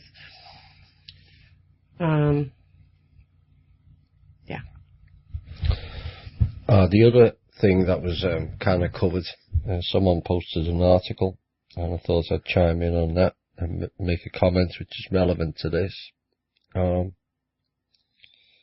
Tanath and Sunfire made a quite profound statement going back in what I think was June or early July of 2013. Well, we were still in Universal Voice. And they said that the sun would change and this planet would then go into a more temperate zone. So we wouldn't have the extremes of, say, Alaska or the North Pole and parts of Africa and parts of South America. It would become more temperate in line with the Mediterranean temperature, which would be late 70s, early 80s in the summer, and in the 50s in the winter. So we're certainly seeing enough evidence of that taking place. Yes, there's been interference in the US with the weather. I have it on good authority that some people are dealing with that interference and trying to stop that altogether. There's been some success, and hopefully I'll get a report that more of those machines that generate some of the extremes we've been facing in weather in the US recently will be shut down. And we get hopefully it'll be nice to go, the whole planet goes to a more temperate zone. Of course, that has massive ramifications for the people, because suddenly it wouldn't require as much water. You would be able to grow more food in more regions of the planet. Currently it's quite sparse in where food is actually produced. When you take the planet as a whole, well, if suddenly the planet's over, when it's not going to be like a light switch and suddenly it's going to go from Florida, like today it was 103, and in Dallas and in Texas and Arizona it's 110. It's not going to go from 110 to 78, 80 overnight. These type of things take time. But certainly that's what it appears, without the interference, is where we're going. Next question. I have in the past year, we all are now in a place for the bank reset. Well, what about the refugees? Do you agree that the Muslim people will not give up their religion, of their Muslim religion, or the Zionists? What is going to happen with them? Well, the bank, let's cover this in piecemeal. The bank reset will not take place whilst the main elements are still in control of certain systems. We've covered this on previous shows. They've tried to implement new systems because their other systems that they tried to implement suddenly failed. And I'm of the opinion will continue to fail. So they went to go back to a previous older Babylon system, and they're having difficulties with that also. So the idea that we're going to get this bank reset while cabal's in place, or a new currency while cabal's in place, or an RV whilst cabal is in place, we don't need or want any of their resets, RVs, or new currencies. What we want is a full overhaul of the banks and accountability. What we want is an actual US silver dollar that is asset-backed, not by Bush, Clinton, crime syndicate oil reserves, but by gold and silver that belongs to the people that they are withholding from us. And the RV, like I keep saying, regurgitated vomit, is my version of our RV. We certainly do not want an RV taking place in the near future, because that will basically bankrupt the US and turn us into Venezuela. It's been prevented 3 times, and hopefully that stays in place. So, second part of it was what about the refugees? Once certain things are cleared in certain regions, I'm going to be a bit cryptic on this, but people will get it. Once certain things are cleared in certain regions, and it's safe to do so, those refugees will be going back home. So I hope that answers the question. Muslim people will not give up their religion. Says who?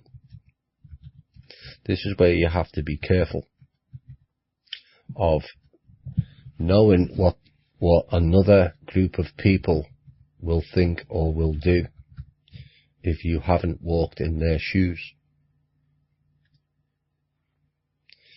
Now, if, as we understand that all religion is 100% bullshittery, doesn't matter which one it involves, if it's all a control construct, then those people I feel sorry for, deeply sorry, that they have given up so much of their power on the belief someone will come down and save them. Again, it doesn't matter what religion. And again, I will keep saying, nobody's coming down to save us. Only us getting up saves us. So, the Muslim people are being used as the latest boogeyman. Are there bad elements in the Muslim people? Absolutely. If I was a Muslim and I lived in Syria or Palestine or any of the other countries across the Middle East, and I'd had bombers dropping and decimating my village and town and my family, then I'd be angry. So would you. So would each and every listener. They have an entitlement to be angry. It's nothing to do with them, what's going on in that region. It's nothing to do with us either. But in essence, it's everything to do with them and everything to do with us, because we can't sit by and ignore what's going on in our name. Because it's saying it's Americans doing it. Well, I'm not. And none of the listeners are. And none of the people in the alternative community are in America. So why are we getting labelled in with it? It's nothing to do with us. So embrace the Muslim people. If they're not nice, don't. But don't go in with preconceived ideas that they're going to chop you up and shoot you up and do all kinds of other things just because you're Dutch or American or British. Because the reality is 99.9% of Muslim people are fine. Like 99.9% of white people. Jewish. 99% of white people are fine. Most of the black people are the same. The Jewish people also.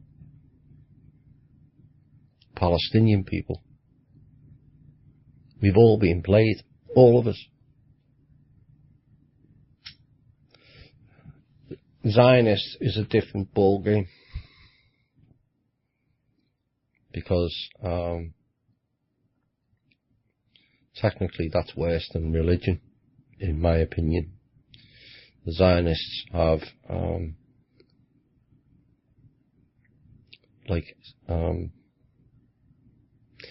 bad serpent has snaked its way through this planet and caused no end of damage. Zionist people, not Jewish, Zionist, different thing, have been thrown out of 109 countries since AD. There's a reason they've been thrown out of so many countries. And if the world had more balls or more power to them, they'd be thrown out of another 200 countries in one day.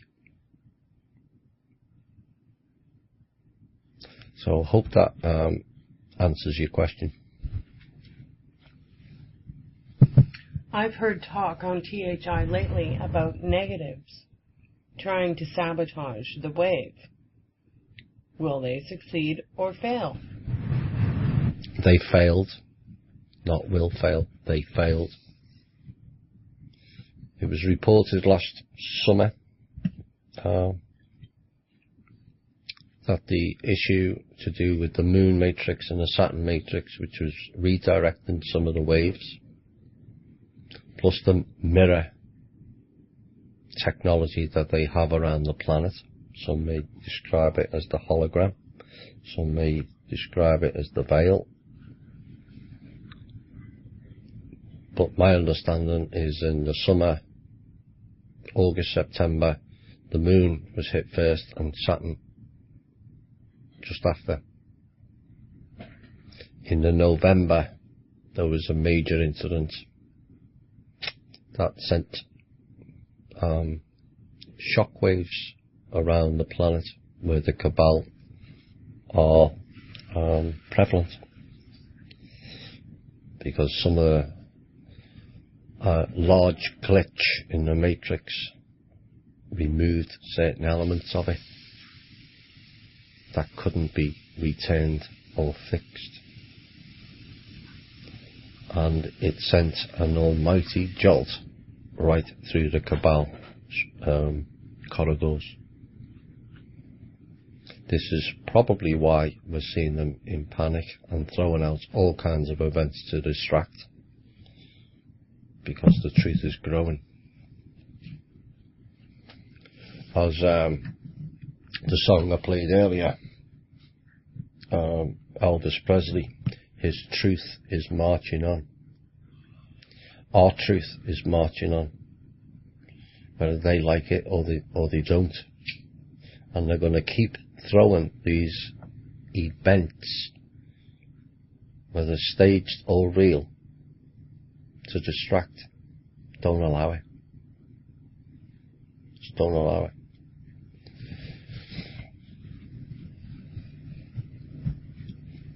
Wave is approaching sometime next month, 95% by the way. So things will get a bit more different. More glitchy, more need to breathe, stay centered, because the counter moves will come fast and fierce, and we can do this.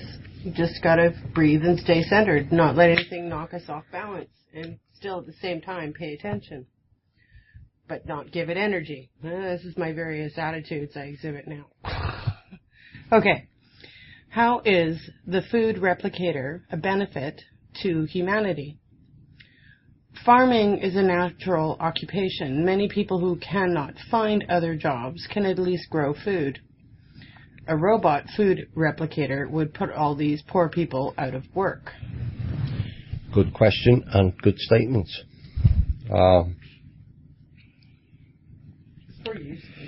It would be of massive benefit to the planet as it is now, when we've got roughly 60% of the global population have a shortage of food. If we are able to change the way this planet is operated, the way we're going forward, then technically it shouldn't be something that we would require.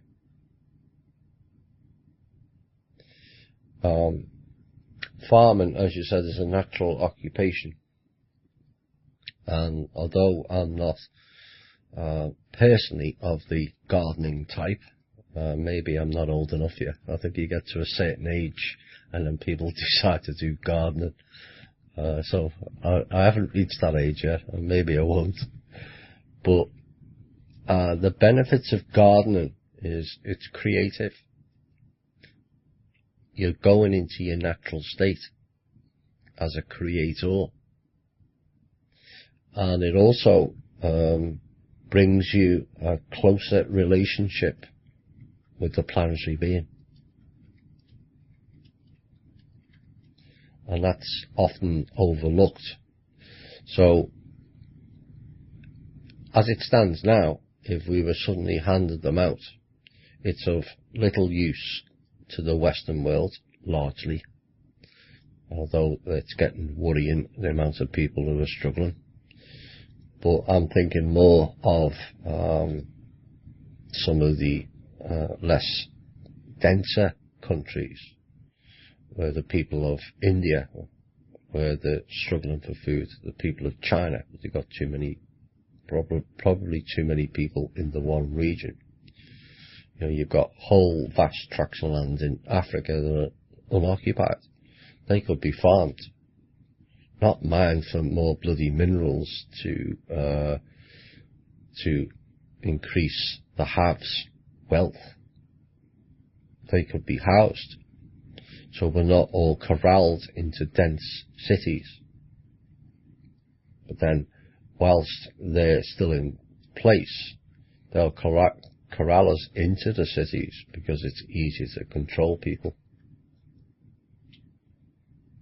But, you know, Africa is a vast continent, and I'd love to know how many people would cover per square mile, because it's nothing like what it is in America or it is in Europe, where, you know, Britain, a tiny little island, and it's got 63 million people on it. You know, it's in essence, it's no bigger than Florida as a state. ignoring the island part.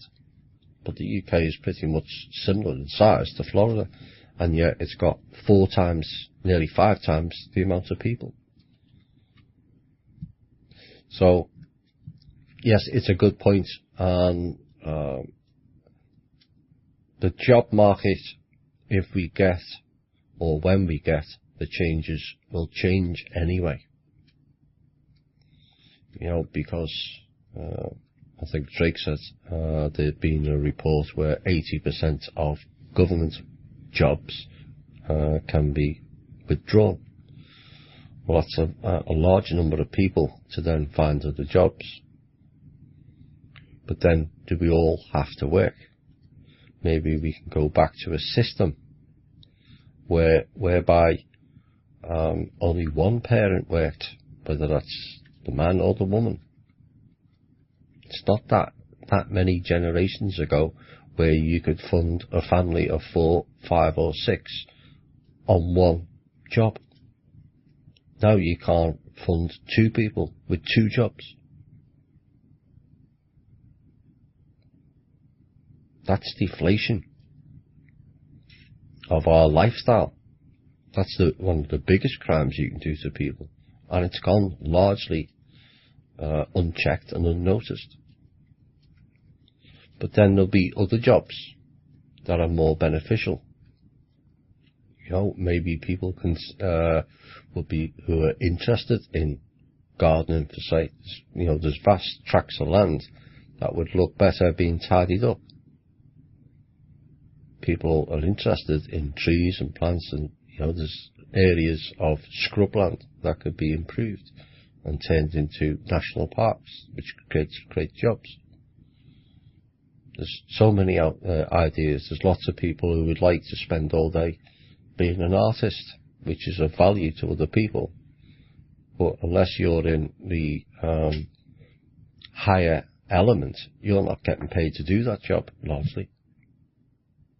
You've got to know somebody, or be in with somebody, or have rich parents. Otherwise, you just earn nothing. And so people end up losing their creative talents, be it artists or sculptors, or and end up working at McDonald's because that's the only option, or they end up working in the military. So I hope that answers the question. Okay, maybe I'm reading too much into this, but Bill Clinton doesn't look well in recent photos. If some condition were to render him unable to assist Hillary, would her connection and cover in the power structure be affected? We can only wish.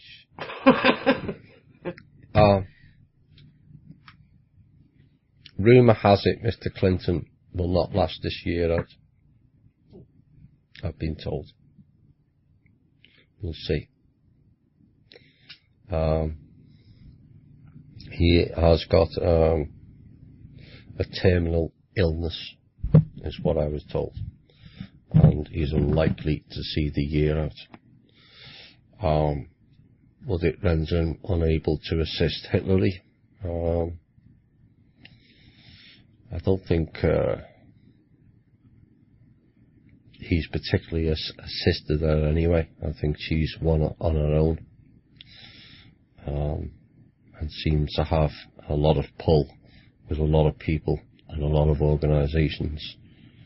So I don't see how him not being around is going to make a blind bit of difference, because she seems to jump all over judges, chief attorneys, a whole bunch of them. And if anyone gets in the way, out they go anyway, generally in a body bag. So it won't affect their power structure. Only we can do that. Right, next question. Do you have any info on the restrictions on manufacturing of vitamins? I heard last week that the Rothschilds bought a large factory in Poland making vitamins for themselves and their cronies, whilst imposing unworkable restrictions on other manufacturers, meaning this would then cause the other manufacturers to close down. Is there any truth to this?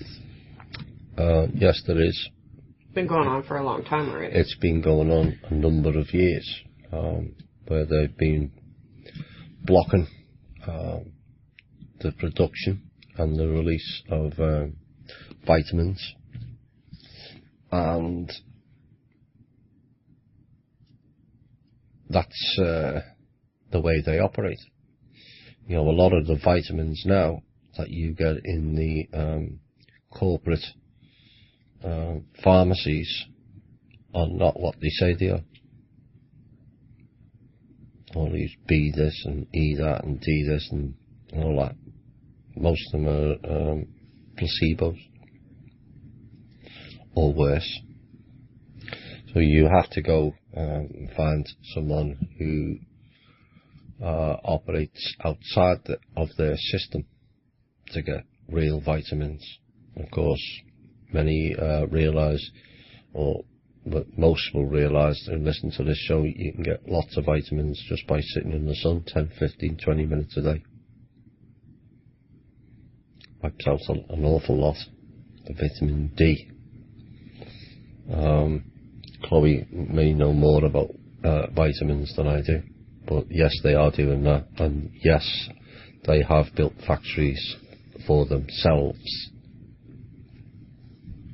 Yeah, we can't really worry ourselves too much. Yeah, this is part of the observation, paying attention. They can do this, but the fact of the matter is that they're going to go another direction than we're going to go in the end anyways. So, yes, it's frustrating. I use a company in Alberta called Avena Naturals, and of all the foods that I'd put in a backpack, that if I had to go run out into the forest, it would be their powdered greens, it would be their tocopherols. They're lightweight, they're dense. It's food that I could put in someone's feeding tube that was on deathbed and would recover on. It's raw, it's processed correctly. It isn't a massive company, not many people have heard of them. I always bug Dave B and I post their orange oil that I use for sunscreen. Works great. Yeah, you just have to research, and there is companies out there. All right, next question. Could it be said that when faced with a decision like whether to take a job or not, the decision that was not made still plays itself out in another reality? Like, for example, if I decided to take a particular job, there is another me floating out there in another reality who decided against taking the job.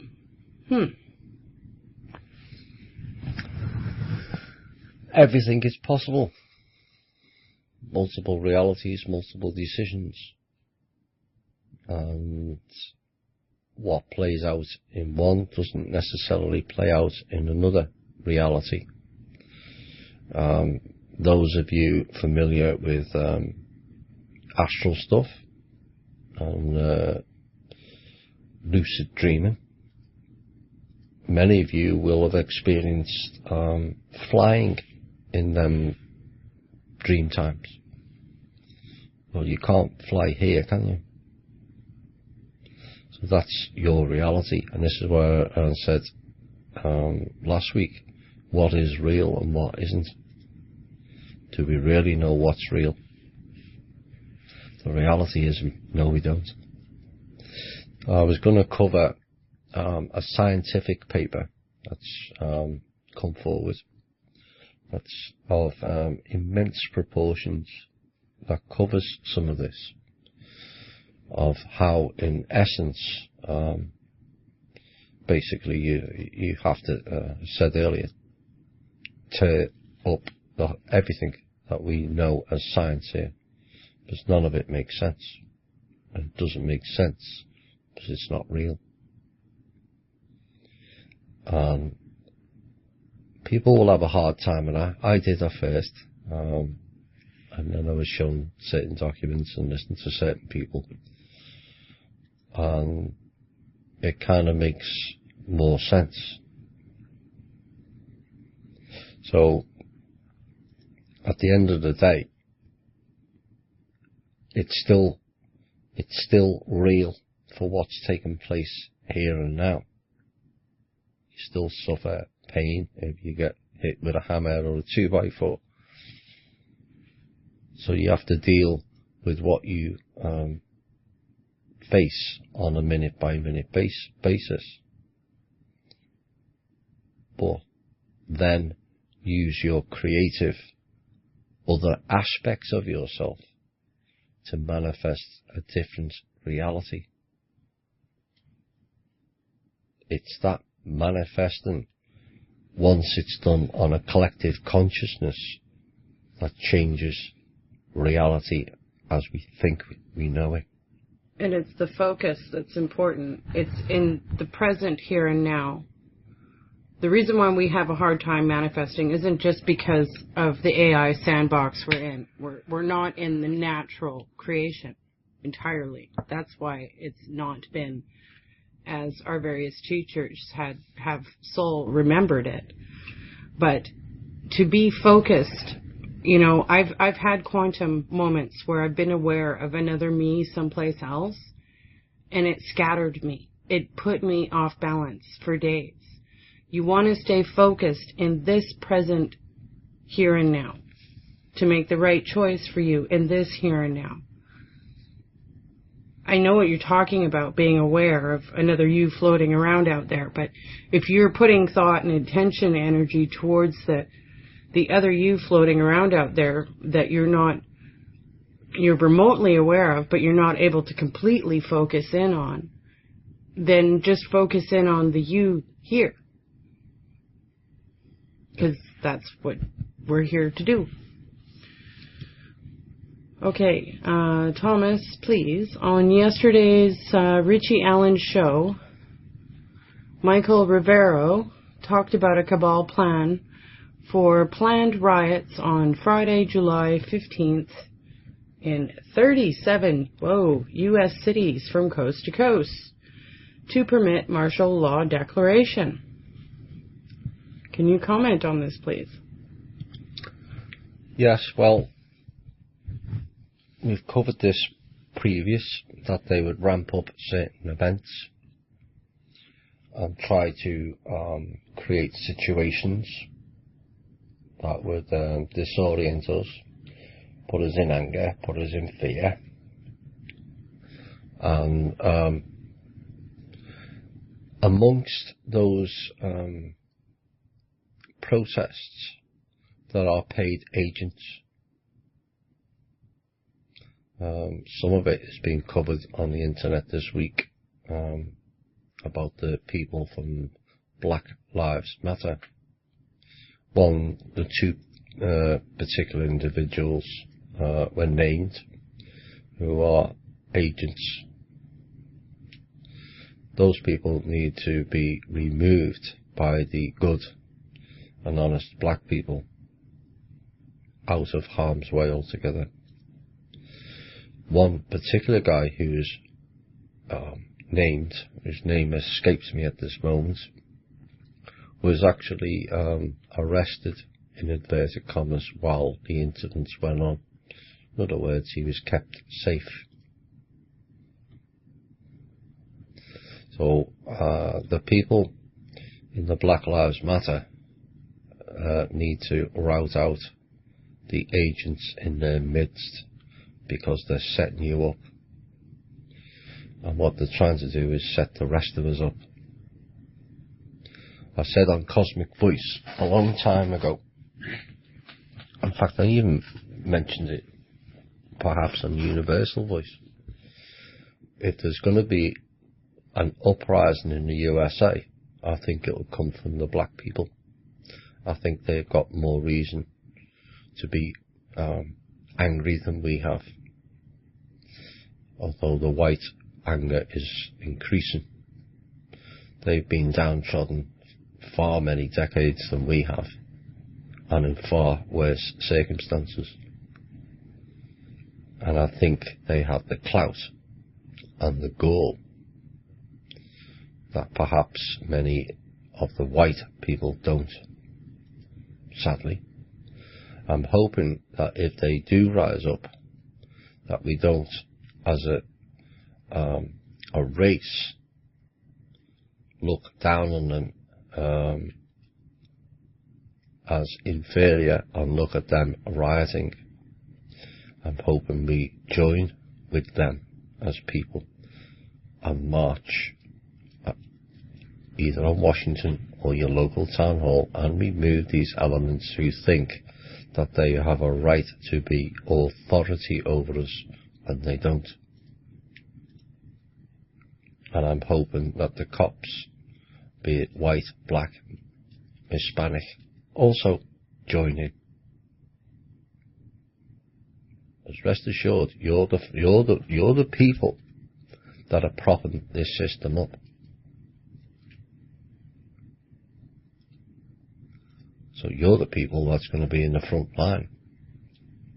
You're the people that will face the consequences of the anger of the people, whether you like that or not, whether you're a good cop, bad cop, or indifferent.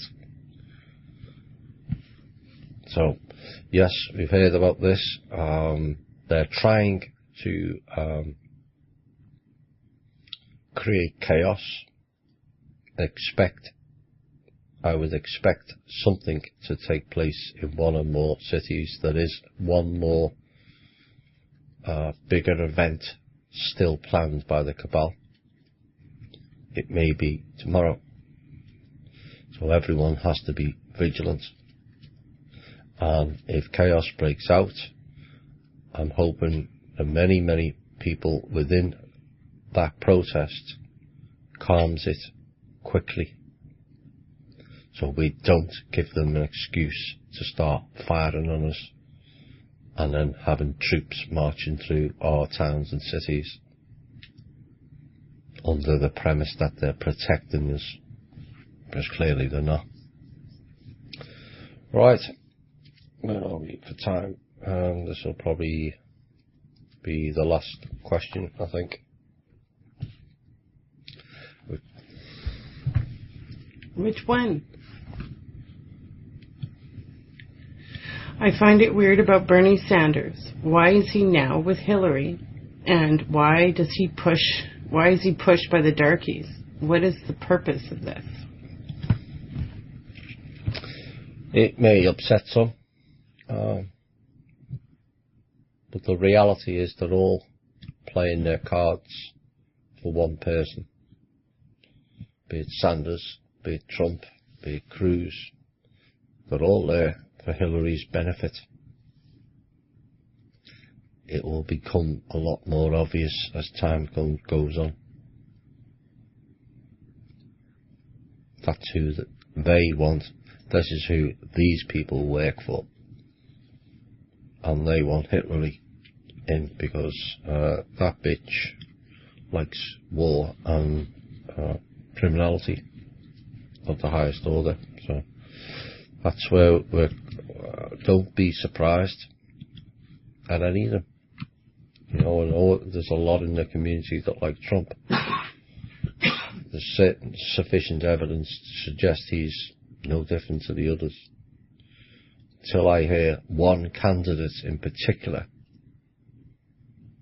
talking about restoring the organic constitution, repealing the Patriot Act and all the other nonsense, restoring the United States of America as the country, not the corporation, restoring its currency that is properly asset-backed by the gold and other metals that belong to the American people. Until I hear one particular candidate talking in those terms, then I'm not advocating for any of them. Period. Right, so we've come to the end of another show. Some of it was quite somber.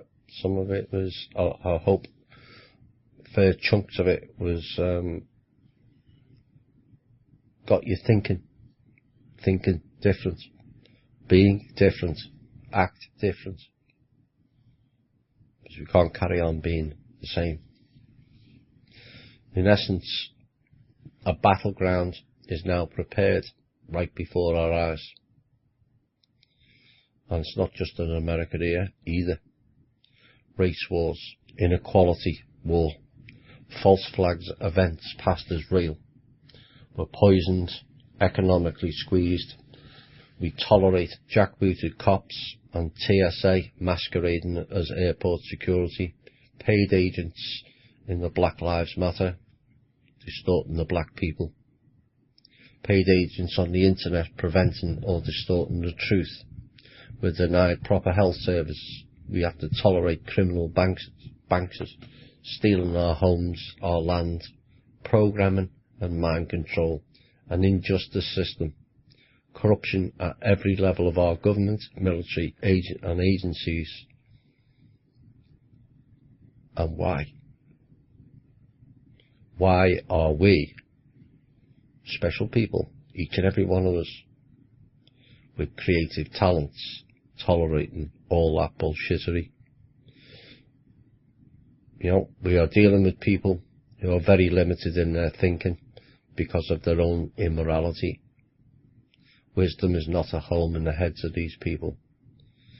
But we are the shining light. We have the power, not them. We can and will overcome by the will of the people. Once we set our minds and hearts and will to doing that, manifest the change, be the change. We're all the saviours. And I think we will. So, on that note, we'll be back next Thursday. I'm hoping we get some more of the background intel. It's been a bit quiet. Quieter